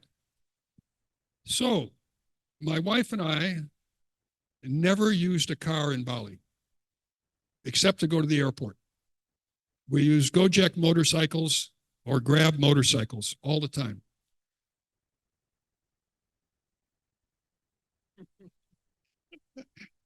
Saya ada sehat lagi, yes juga. So no accidents. We didn't see any accidents. And the motorcycles go down alleys, they go on sidewalks, they go here and there. But everybody is careful. And permisi. Bike stops, people walk across the street. Old ladies helping my wife cross the street, telling trucks to stop. And trucks stop. So anyway, our experience is that there's respect for other people, even respect for dogs. If a dog walked in the street, the cars stop, the trucks stop. Los Angeles, the car hits the dog. They don't care. And that's not, I'm sort of joking, but it's really true. It's an incredible asset in life to be safe, to not have to worry about a thief, to not have to worry about a car hitting you. Of course, jaga, hati, and all that, but you can feel safe, and that's really a real asset, a real quality of life. In terms of forecast, the Indonesian business community is getting smarter and smarter. It's more connected to the outside world, so it's getting more sophisticated. It has, big companies have operations outside of Indonesia that gives them reserve income. It gives them income in non-rupiah currencies. Indonesian universities are getting better and better. Indonesian students. At the little program that I directed, the IBER MBA program, in the 1980s and 90s, we always had 4 or 5 Indonesian students. And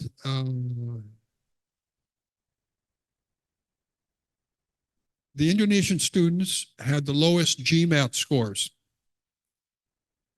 but always 2 or 3 of them had the top GPAs. Now, the students we accepted in this little mid-career program, 12-month double-time program, were UI graduates, IPB graduates, Gajah Mada graduates, and worked for top companies. And the companies selected them to come. So I didn't really care what their GMAT was. These are smart people, and they're disciplined people, and they're motivated people. So my experience is that Indonesians are smart people. And there's more and more smart people getting educated here and abroad. So I feel optimistic. It's a big economy. You're going after the resources and processing them now. I think that's a huge advantage, these laws. It's concerns about social equity, concerns about poor people having access to education. Fix it. Invest in education. Invest in rural health. I see a problem that personally I don't like, is too much prosperity in the cities. People must be eating bad food. Ramai orang sudah jadi gemuk. Yeah, young people, I see fat young people. No, not as bad as the United States. United States, we have 30–40% of the people are overweight. And it's bad for their health. And then it's bad for the national society. And it's bad for mental capacity. But our country has gone a little bit crazy, because now we say socially it's okay to be fat. It's not okay to be fat. Being fat is not healthy. And it leads to all kinds of disease problems. But socially, we can't criticize people for being overweight anymore. That's a mental defect we have. Indonesia akan berjaya, ya.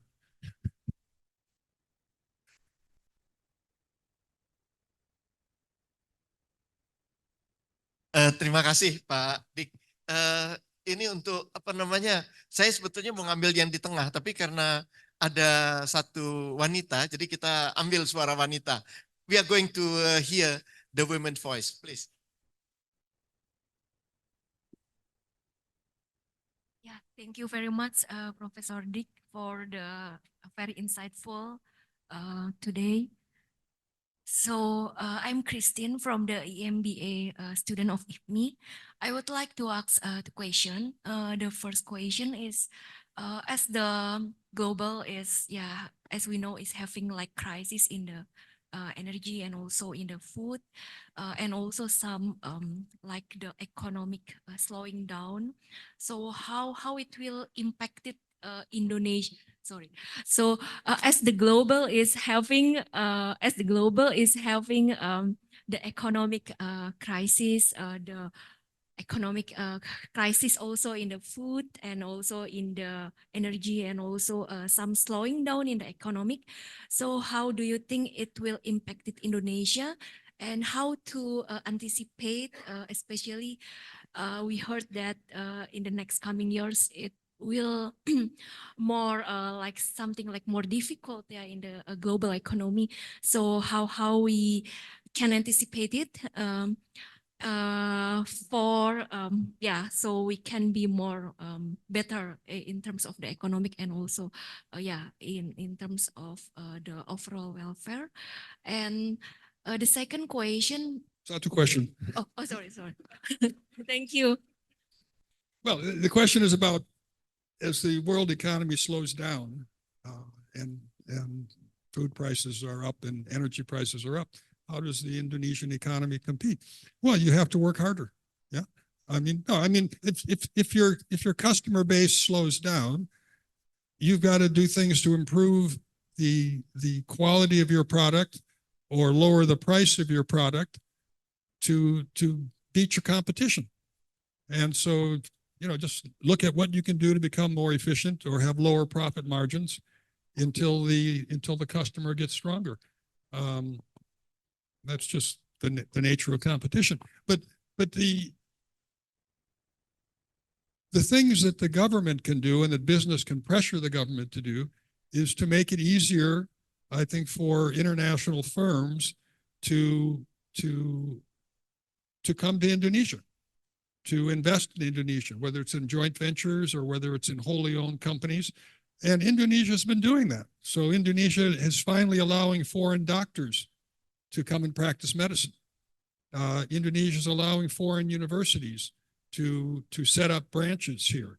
Now, that will create some competition for IPMI, the foreign university. Okay, but IPMI can adjust to that. I mean, I'm an economist. I think competition is good. I think competition drives people to improve their product, improve their service, and well, there.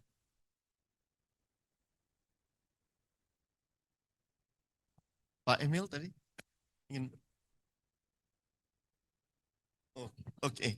Keluar dulu. Kita ganti yang paling belakang deh. Ya, oke.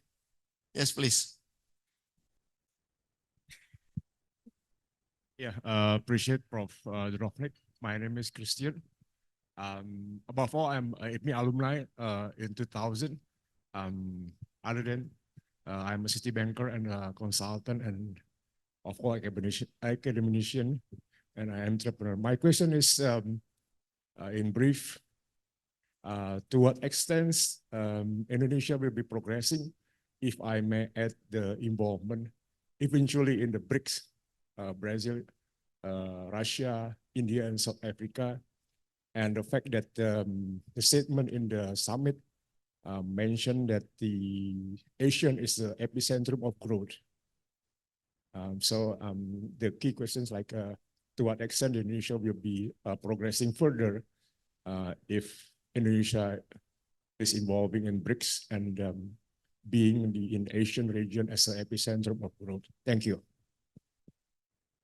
So the question is to what extent Indonesia will prosper inside of the BRICS structure? Yeah, if eventually Indonesia participating as the BRICS, there's another I in addition to India, and also the Asian as the epicenter of growth, as stated in the prior summit. Yeah, thank you. Well, I think clearly Asia is the epicenter of growth. Asia, not the BRICS. Russia is not the epicenter of growth, right? South Africa is not the epicenter of growth.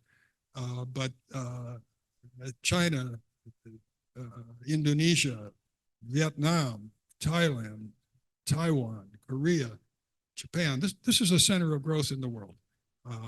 And China was the center of that center. Now China's growth is slowing down to 4 or 5%, and it probably stay there. Because costs in China are very high. And there's been the huge migration to the cities that harnessed huge labor force. But China's a gigantic place, and if it's growing at 5%, that's much bigger growth than 20 years ago when it grew at 10%, right? 20 years ago, China was small. 10% is this big.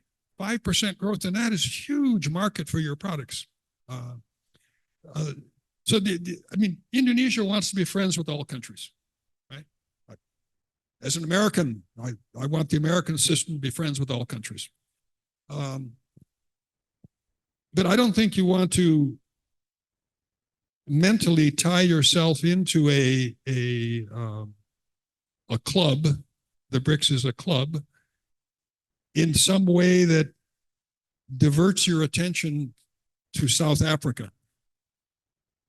South Africa is not going to be a magnet or a growth pole for Indonesia. You're not going to learn technology there. You're not going to, you're not going to have large markets there. in a sense, you're competing economies. So I would think you want to, yes, of course, be friends and you see opportunities, do business. But I wouldn't have my scarce ambassadors in the foreign ministry saying we're going to spend 4 ambassadors there. Put your best young talent in the countries that are most important to you. As I've said to some Indonesian friends, if I was a grandfather here, I would tell my son to encourage my granddaughters to learn Mandarin. Mandarin is the language you should be speaking. English, yes. Mandarin, yes. Why? Because you want to attract more Chinese investment. And you want to be able to negotiate in Mandarin. You want to be able to understand. You want to be able to tell jokes. You want to understand meaning. That'd be my one piece of advice. Thank you. Pak Emil, please.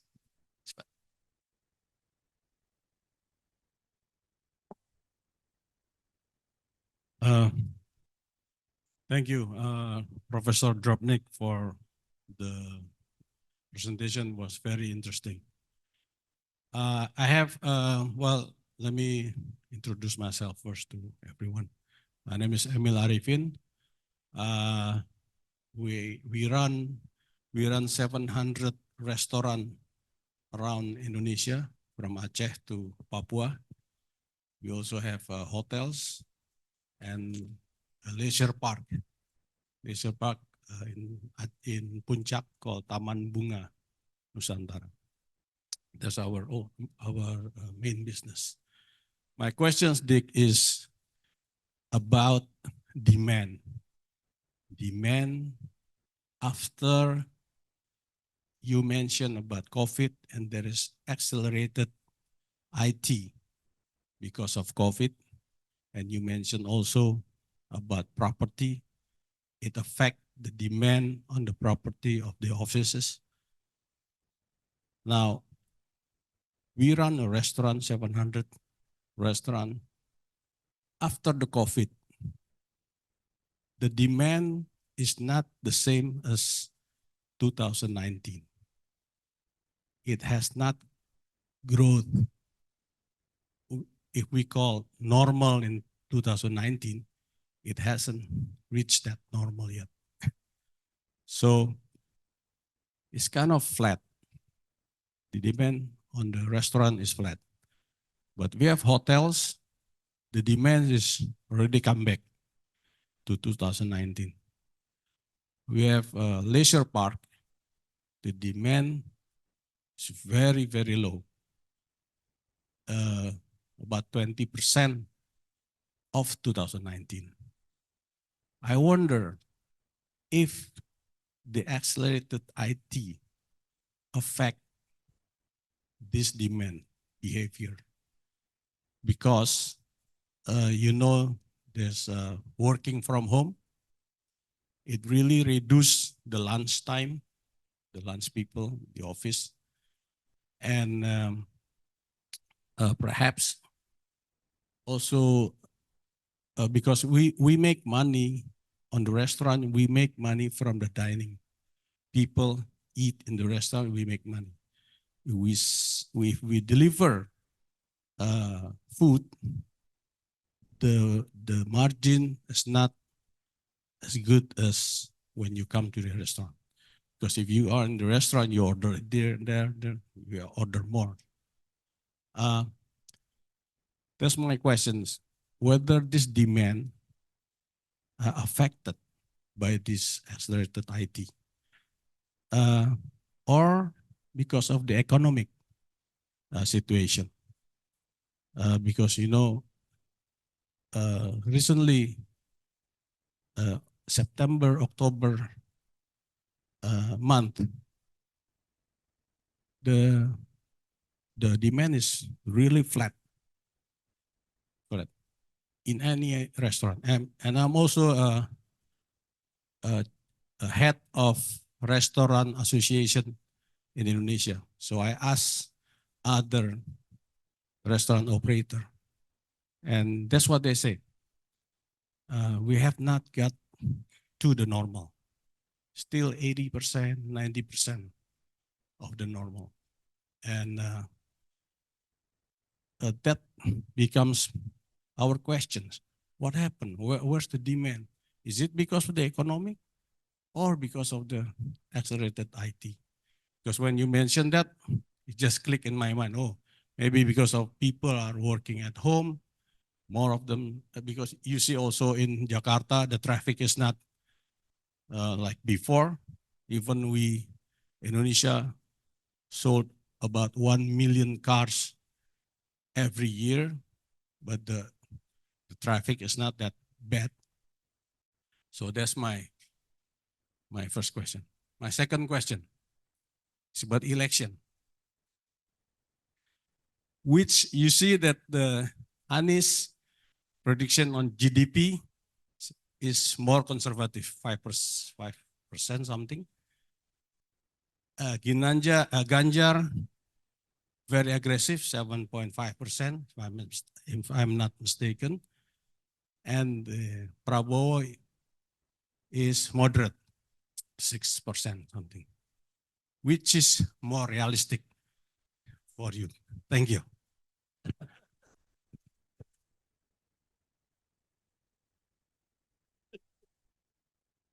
Okay, I'm going to share this story. Here's Emil is asking 5%, 6%, or 7.5. He is truly the son of his father. So in 1997, in August, I was giving a lecture here, a different classroom. It had elevated seating and kind of half circle. Okay. And the financial crisis had started in Bangkok in July 1997. Many of you are too young to remember this. But the rupiah was depreciating. I mean, the number of rupiah per dollar was going up. And so I had drawn on a whiteboard 2 scenarios of the price: big depreciation and modest depreciation. And there were about maybe 30 students, MBA students. And in walks a gentleman. And he comes and sits in the front row, in the front seat. And it's Emil's father, Pa Bustano. And we know each other very well. I've been working with Pabu since 1980. And he says, he listens for a few minutes and he figures out where I am in the conversation. And he says, "Professor, very nice, but which scenario is it going to be?"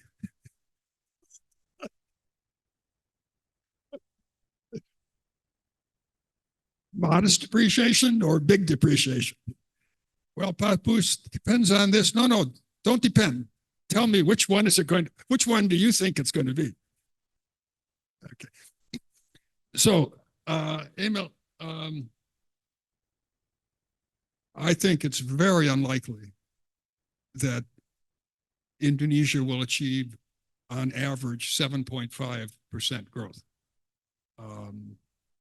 I don't think there's a time in its modern history that it's done that for any period of years. To achieve 5% growth is very good. At 5%, you double in 12 years. At 7%, you double in 10 years, okay? Yeah. To achieve high levels of growth, you need high levels of investment. And Indonesia's investment, I think, is something like 30% of GNP. Consumption is 55% or something like that. So you'd have to accelerate the investment. And that's not done by a government. I mean, it's done by tax policy and various incentives to encourage that. But to do that, you have to reduce consumption. And politically, do you want to reduce consumption? Do people want to spend less and save more? So you'd have to motivate savings and motivate investment to get those higher levels. I mean, it's easy for politicians to say we're going to have 7% growth, but I don't think that's realistic. But if you can achieve 5% steady growth, that's really good stuff. Now, if you achieve 6%, maybe that's a little better. But it's also what kind of growth do you want? I mean, Indonesia's mature enough society and wealthy enough society to think, what kind of a growth do we want? We don't want growth. Every time there's an automobile accident in the United States, it adds to GNP. Right? Because you have to get your car fixed. You have to get new bumpers. You have to send someone to the hospital. You have to pay for medical expenses. So you don't want that kind of growth. You don't want bad growth. You want good growth. And good growth would be investing in sustainability things. Good growth would be cleaning up garbage pits, would be cleaning up rivers. In Bali today, at any major store, like at a Bintang or at a Indomart or places like that, they cannot give you plastic bags. So you bring your own bag, or they sell you a bag. Or you carry out your groceries like this, you know. So 10,000 rupees gets you a quasi canvas bag to carry out your groceries with. But there's, yeah, the more important question, not what the growth rate is going to be. It's going to be 5 or 6%. I think American restaurants are seeing the same phenomena of reduced demand. I don't know that for a fact, but I think it's true. And I'm sure there's data published on it, because people were, the clearest example is downtown San Francisco, also downtown LA, New York, but San Francisco is a city, it's a very small city, and it's primarily a city for bankers and lawyers and high-tech people, and they all work in high-rise buildings. But because of work from home, because of COVID, nobody came to the buildings. All those buildings are surrounded by 10 little restaurants and bars. And San Francisco is a wonderful town because all these little restaurants and bars could make a profit because you had so many thousand people coming in every day. And I really enjoyed visiting there because there were all these nice little bars and restaurants. Today, it's a desert. It's all of them are gone.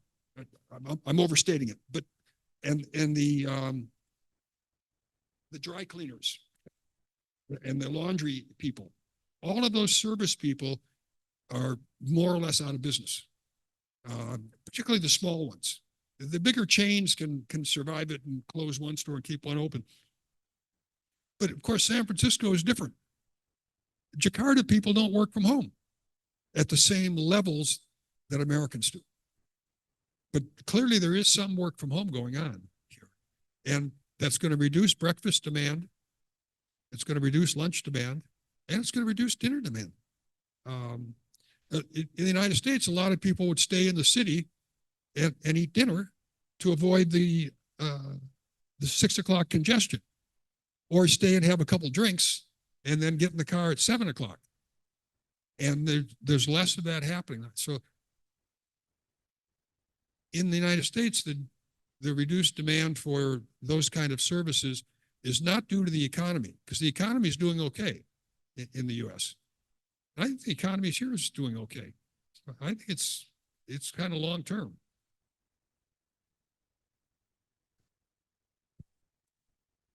Terima kasih, Pak Dick. Thank you so much. I think we will have the last question now, because we will conclude our Power Talk this 12:30, yeah? All right, Pak. Well, it's maybe I will take the gentleman here in the middle, please. Sorry, Pak Irwan. Thank you, Pak. So my questions will be to Prof. Drobnick and Prof. Aman. Thank you very much for Prof. Drobnick. I think you are more Indonesian than myself. You went to Aceh. I never went to Aceh. You tried Wush. I never got a chance to use Wush. You stay in Ubud for 3 months, and then you are locally known there. And when in Ubud, I only know the restaurant and hotels.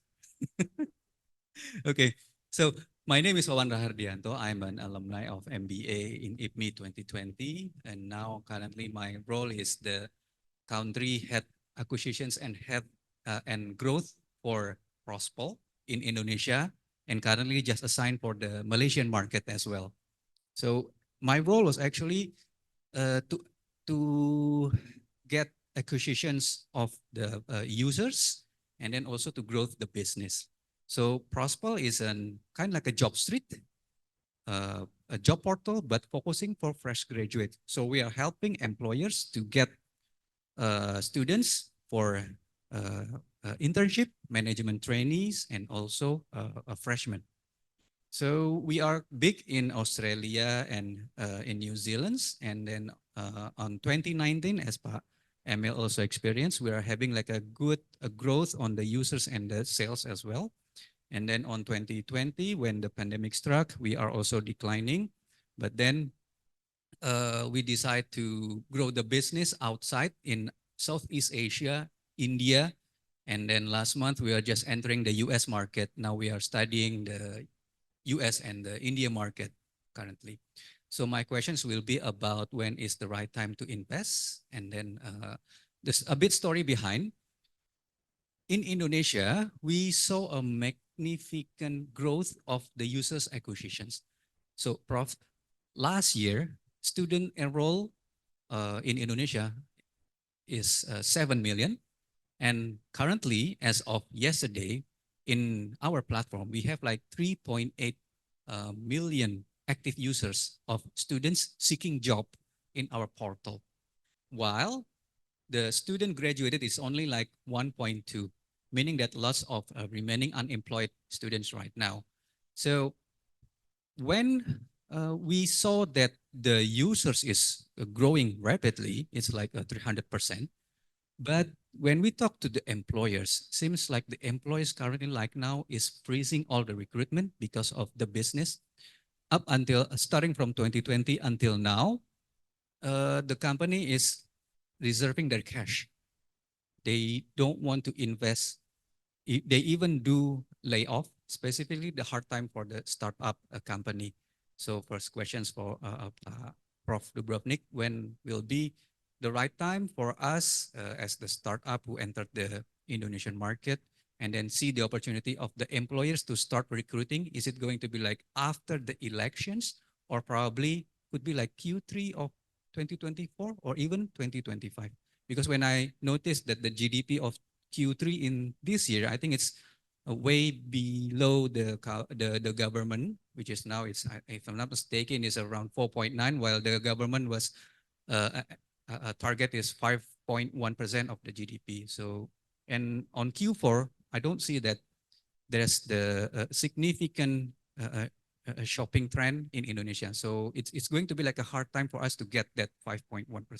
So first question, when will be the right time for us to, for the employees to start recruiting? And then when was the, when was the best time for a startup company for myself to start investing in Indonesia? And then for Prof. Aman, the questions will be, for the remaining unemployed students, what will be the educations in Indonesia do to keep those remaining unemployed students to stay relevant? Because number one, if data from our data is showing that almost like 50% of the unemployed is not catered by the job market in Indonesia. That will be all. Thank you.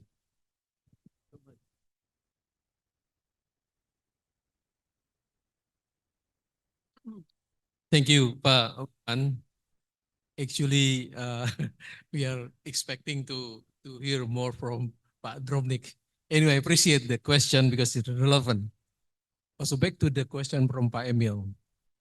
I think in the higher education institution, we are facing serious problem in two things.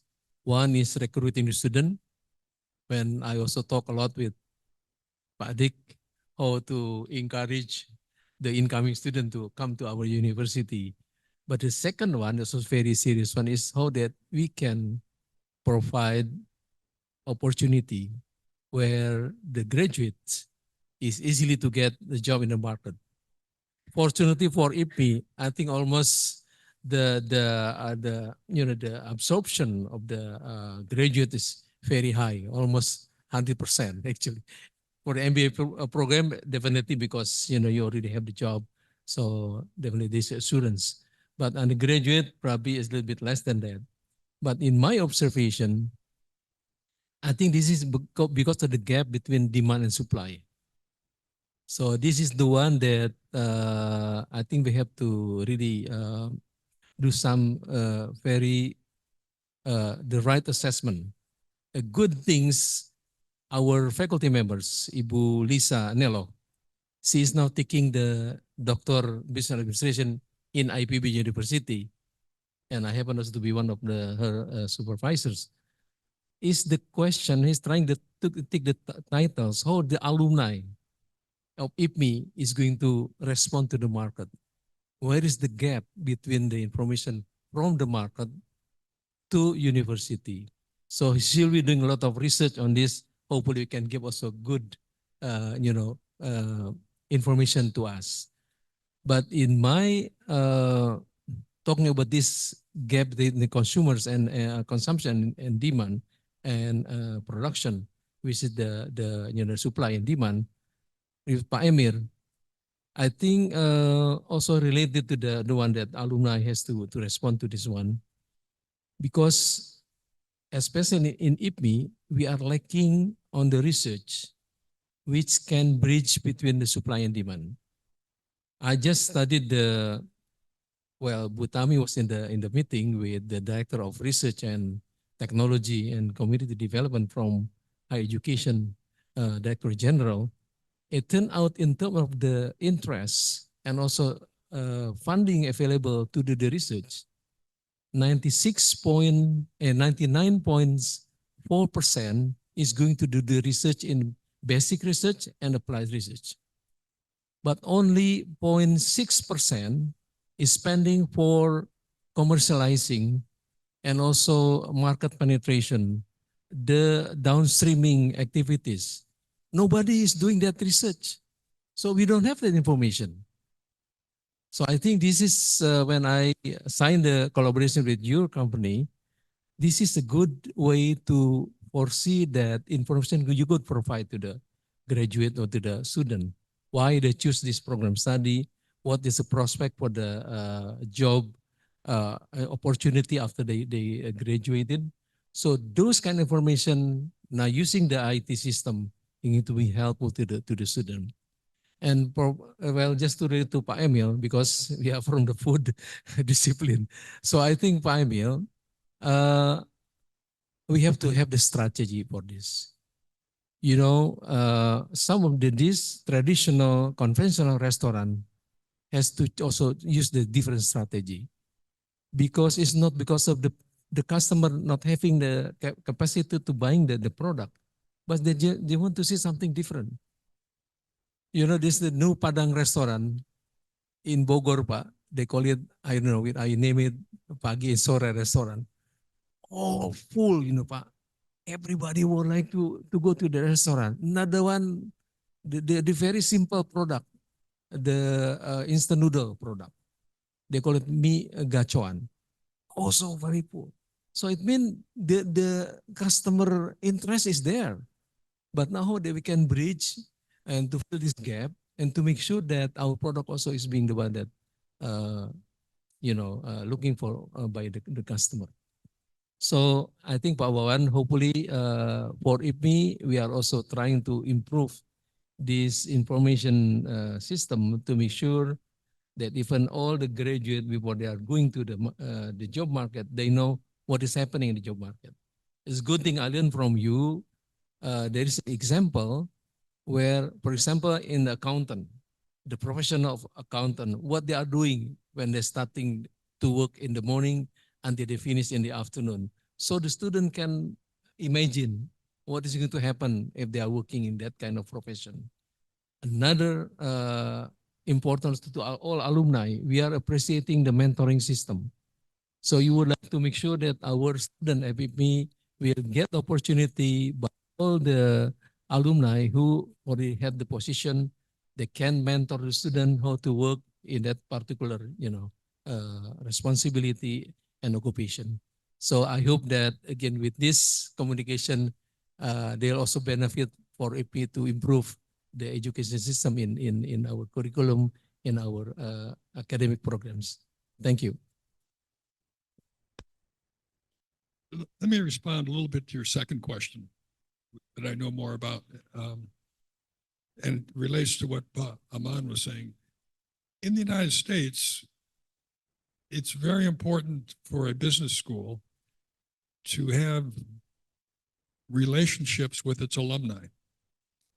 And one of the key parts of that relationship is, Aman, you graduated 20 years ago.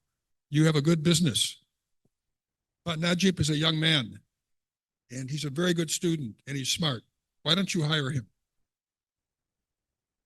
Please, you're an alumni of the school. He's a smart boy. Please hire him. Okay.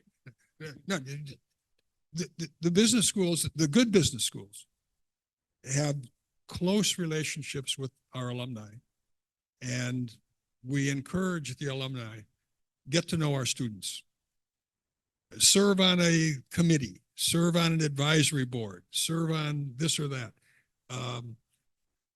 First of all, hire the students for free. Take them as an intern in their junior year or their sophomore year. Give them a work experience. And your company will benefit a little bit, but give the student a work experience. Remember 20 years ago, you had an internship. And maybe it was a paid internship, but we try to engage the alumni. Yeah, we ask for donations, but that's only one part. It's the main thing is connect with our students and serve on advisory boards and come back to the university and give speeches or give luncheon talks. So we try to get the alumni involved, and we try to have the faculty, we encourage the faculty to do consulting with alumni.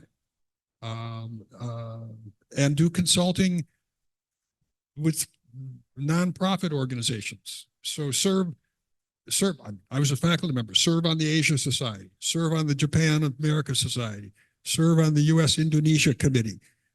Not for pay, but to expand your brain and also to make connections in these communities, because then later on they help hire people. And if our faculty just stay at the university, then we don't have the connection. So somehow we have to bring the alumni back to the school. On the first question, I don't know. I mean, the general answer I would say is get to know one or two of your best customers and ask them what they want. What do they need? What would attract them? So you need to find one or two friends and talk, I think talk with them, not do it electronically, actually sit down and talk to them and say, what could we do to make our service more attractive? So I think it's really kind of customer research. Now, clearly, if the economy is growing at 10%, you don't need to do that stuff, right? Because everybody's looking for people. But if the economy is growing more slowly, then you need to find how you can make that potential customer aware of your service and how you might tailor your service a little bit. And the last thing, responding to Pa Aman and Emil, in Bali, in Ubud, there were some classic restaurants that are empty, just empty. And they're beautiful old buildings, and the Champuan Hotel, beautiful old building, on a beautiful riverbank. And my wife and I ate there, and the food is delicious, but there's no customers. And then these small little restaurants that have music are full, just full, and waiting lines to get in. And there's 3 or 4 little restaurants in the Ubud area, and they have a microphone and a stage 20% of the size. And 3 or 4 musicians can stand there, someone with a guitar, someone with a saxophone, and somebody beating on a table like a drum. And the place is full. And I know the owner of this. I said, how much do you pay them? He said, almost nothing. We give them free food and drink and a few thousand rupiah. And they play for maybe 45 minutes. And then they invite other people in the audience. You sing. And do you want to do this and that? And there'll be 3 or 4 people in the audience who are good musicians. And they get up and then sometimes they do a joke night where they pay someone to start out the conversation and tell jokes. And then they say, joke. And then these beautiful restaurants are empty. So I think there's something about you're trying to look at demand. Is demand changing? I think there's an issue of work from home in the big cities like this, but also is demand changing? Yeah. Applause for Pak Dick Drobnick.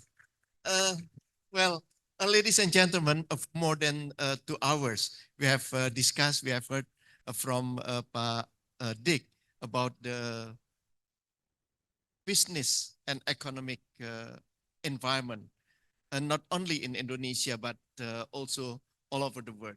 And then a lot of tips that Pak Dick already gave us this morning till afternoon. And I think Pak Dick is an optimist. Pak Dick loves Indonesia very much. And even, you know, the question from Pak Sid, Pak Pri, and even Pak Emil, you know, doesn't intrigue him, you know, to answer and entering the political economic practice of Indonesia. That is very good. And I think we will have a bright future if we heard from Pak Dick so far. Ladies and gentlemen, I think the lunch already served now, and then we will conclude our our Power Talk, and I will give again Pak Dick to say something. Please, Pak Dick. Well, let me close by saying to Pak Nadjib, thank you for coming. He had a very important other appointment today. Pak Dino Jalal is having a major conference today, and Pak Nadjib is on the board there. And he told Ambassador Dino, I'm coming here first, and then I'm coming to your event. So, of course, Pak, for the I invitation, really Pak appreciate Aman, that. yeah. Which then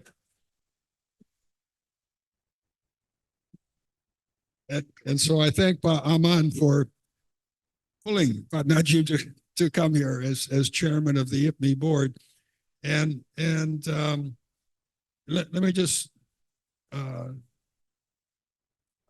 always believe you have to, what's called ask for the order.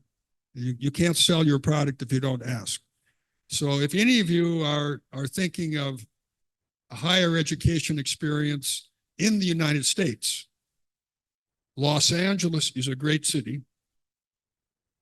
It's a beautiful climate. It's the entertainment capital of the world. It's becoming the high-tech capital of the United States as people move out of Silicon Valley and come on down. We call it Silicon Beach in Los Angeles. And we have 2 fantastic universities right in the city, 10 miles apart. University of California, Los Angeles, UCLA, and USC. And these are both great universities. You could go to either one and have great education, great professors, great students, I think the one with 3 letters is better than the one with 4 letters. Because we're a little bit less bureaucratic. And really, as a private university, we can make decisions to do things a little bit faster than our colleagues at UCLA, because we have our own board of trustees. That when you make a strategy change, we have to get approval from the board, and we need support from the board. Where UCLA, like UC Berkeley or UC San Diego, they do not have a board of trustees. There's a board of trustees for the whole University of California system. It's called the Board of Regents, but there's not a decision board for each one. So to make a strategy change, it just takes longer. It's more complicated process than that. And then within USC, if you're thinking of business, the Marshall School of Business, but then within that, if you're at mid-career level, you think of the IBER MBA program. There's only 50 people, and they're on average 36 years old, with 12 years of work experience. So 80% of them are 32 to 38. Then there's a couple young ones at 30 and a couple older ones in the 40s. But you do the MBA in 12 months. So you have to operate at double time. It's not what we call the full-time MBA that takes 2 years. This is the double-time MBA. And we'd be happy to see some of you come there, or your employees come there, okay? Thank you very much. Thank you so much. Thank you so much, Pak Dik. Bapak mau bicara? Well, I think I have also to react to what Pak Dik. I think Pak Pri, Pak Iwan, I think we are very lucky because 4 of us was born in the same year. Oh, no, including Pak Pri. Okay, so I think I'm feel very, very happy and proud to have this meeting today, because first we have an excellent speaker, excellent, eminent, prominent professors, knows a lot about not only the subject and content of the knowledge, but also he loves Indonesia. So for sure, a lot of things encouraging us. The second one, we also led by the very high qualified moderator, Ambassador Nadjib. His leadership in the diplomacy and many roles and international event. He has put a lot of also, leading role. For example, in Duke of Edinburgh programs, he is the country director for Indonesia and met with Prince Edward last week. So yeah, we had a very honor to have Pak Nadjib also working with us.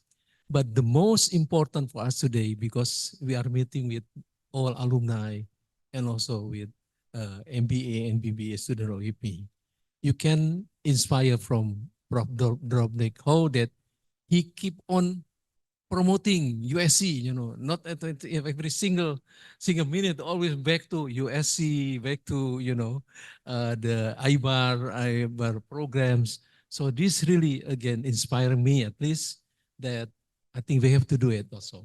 And Prof. Drobnick is with us in IPMI today, and witnessed by Bu Tami, Pak Emil, Pak Alex, all the patrons of the school. I think we should be able to make IPMI even better or even stronger in the future, hopefully closing to what USC did, right? So thank you so much for all your participation and again, contribution to this meeting. I know the lunch is very specific, served in the box. This is also very green box, it's not using plastic. So thank you, Pak Nadjib. And again, big applause to Prof. Drobnick. Thank you, thanks, Pak Dik. And on behalf of everybody, the participants of today, I would like to say thank you. And we are very proud to have you today, Pak. Thank you so much. And selamat menikmati santap siang. And sampai jumpa lagi di PowerTalk lain. Thank you. Ladies and gentlemen, students, we've reached the end of our Power Talk with Professor Drobnick. We hope this talk made you think of a new perspective, and I realized that everyone was very interested to hear the experiments of Professor Drobnick. So now we would like to express and give our token of our appreciation to our guest, Professor Drobnick, that will be given by Professor Aman. Okay.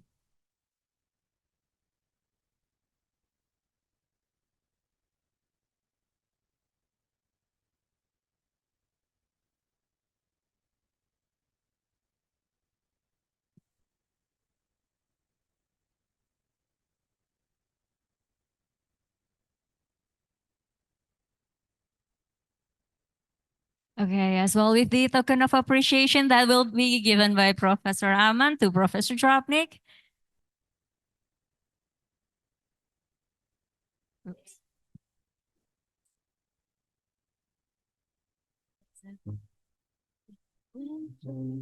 Sometimes I believe, at times we should know.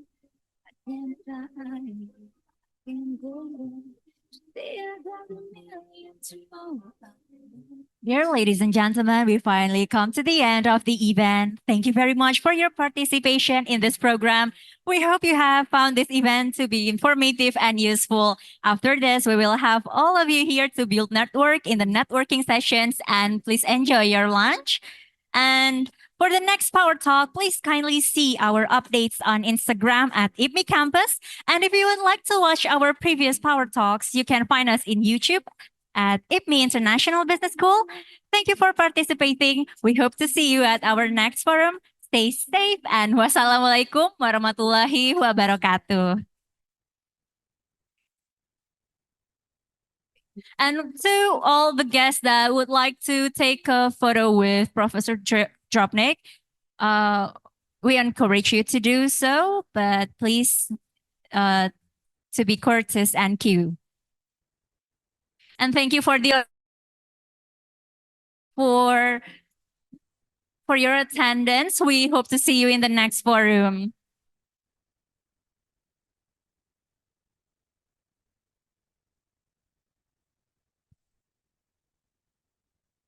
For the audiences that would like to take a photo, please come to the stage and queue up.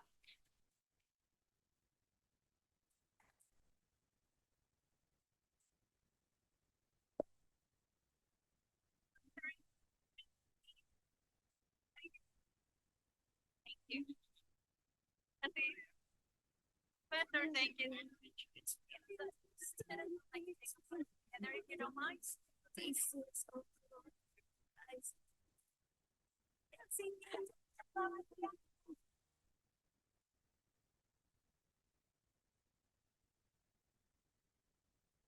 Hey.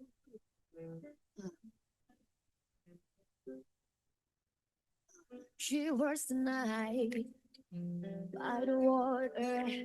She's gonna stray so far away from her father daughter.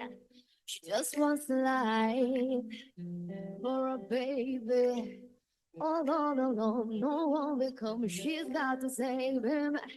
She tells him, ooh, love, no one's ever gonna hurt you, love.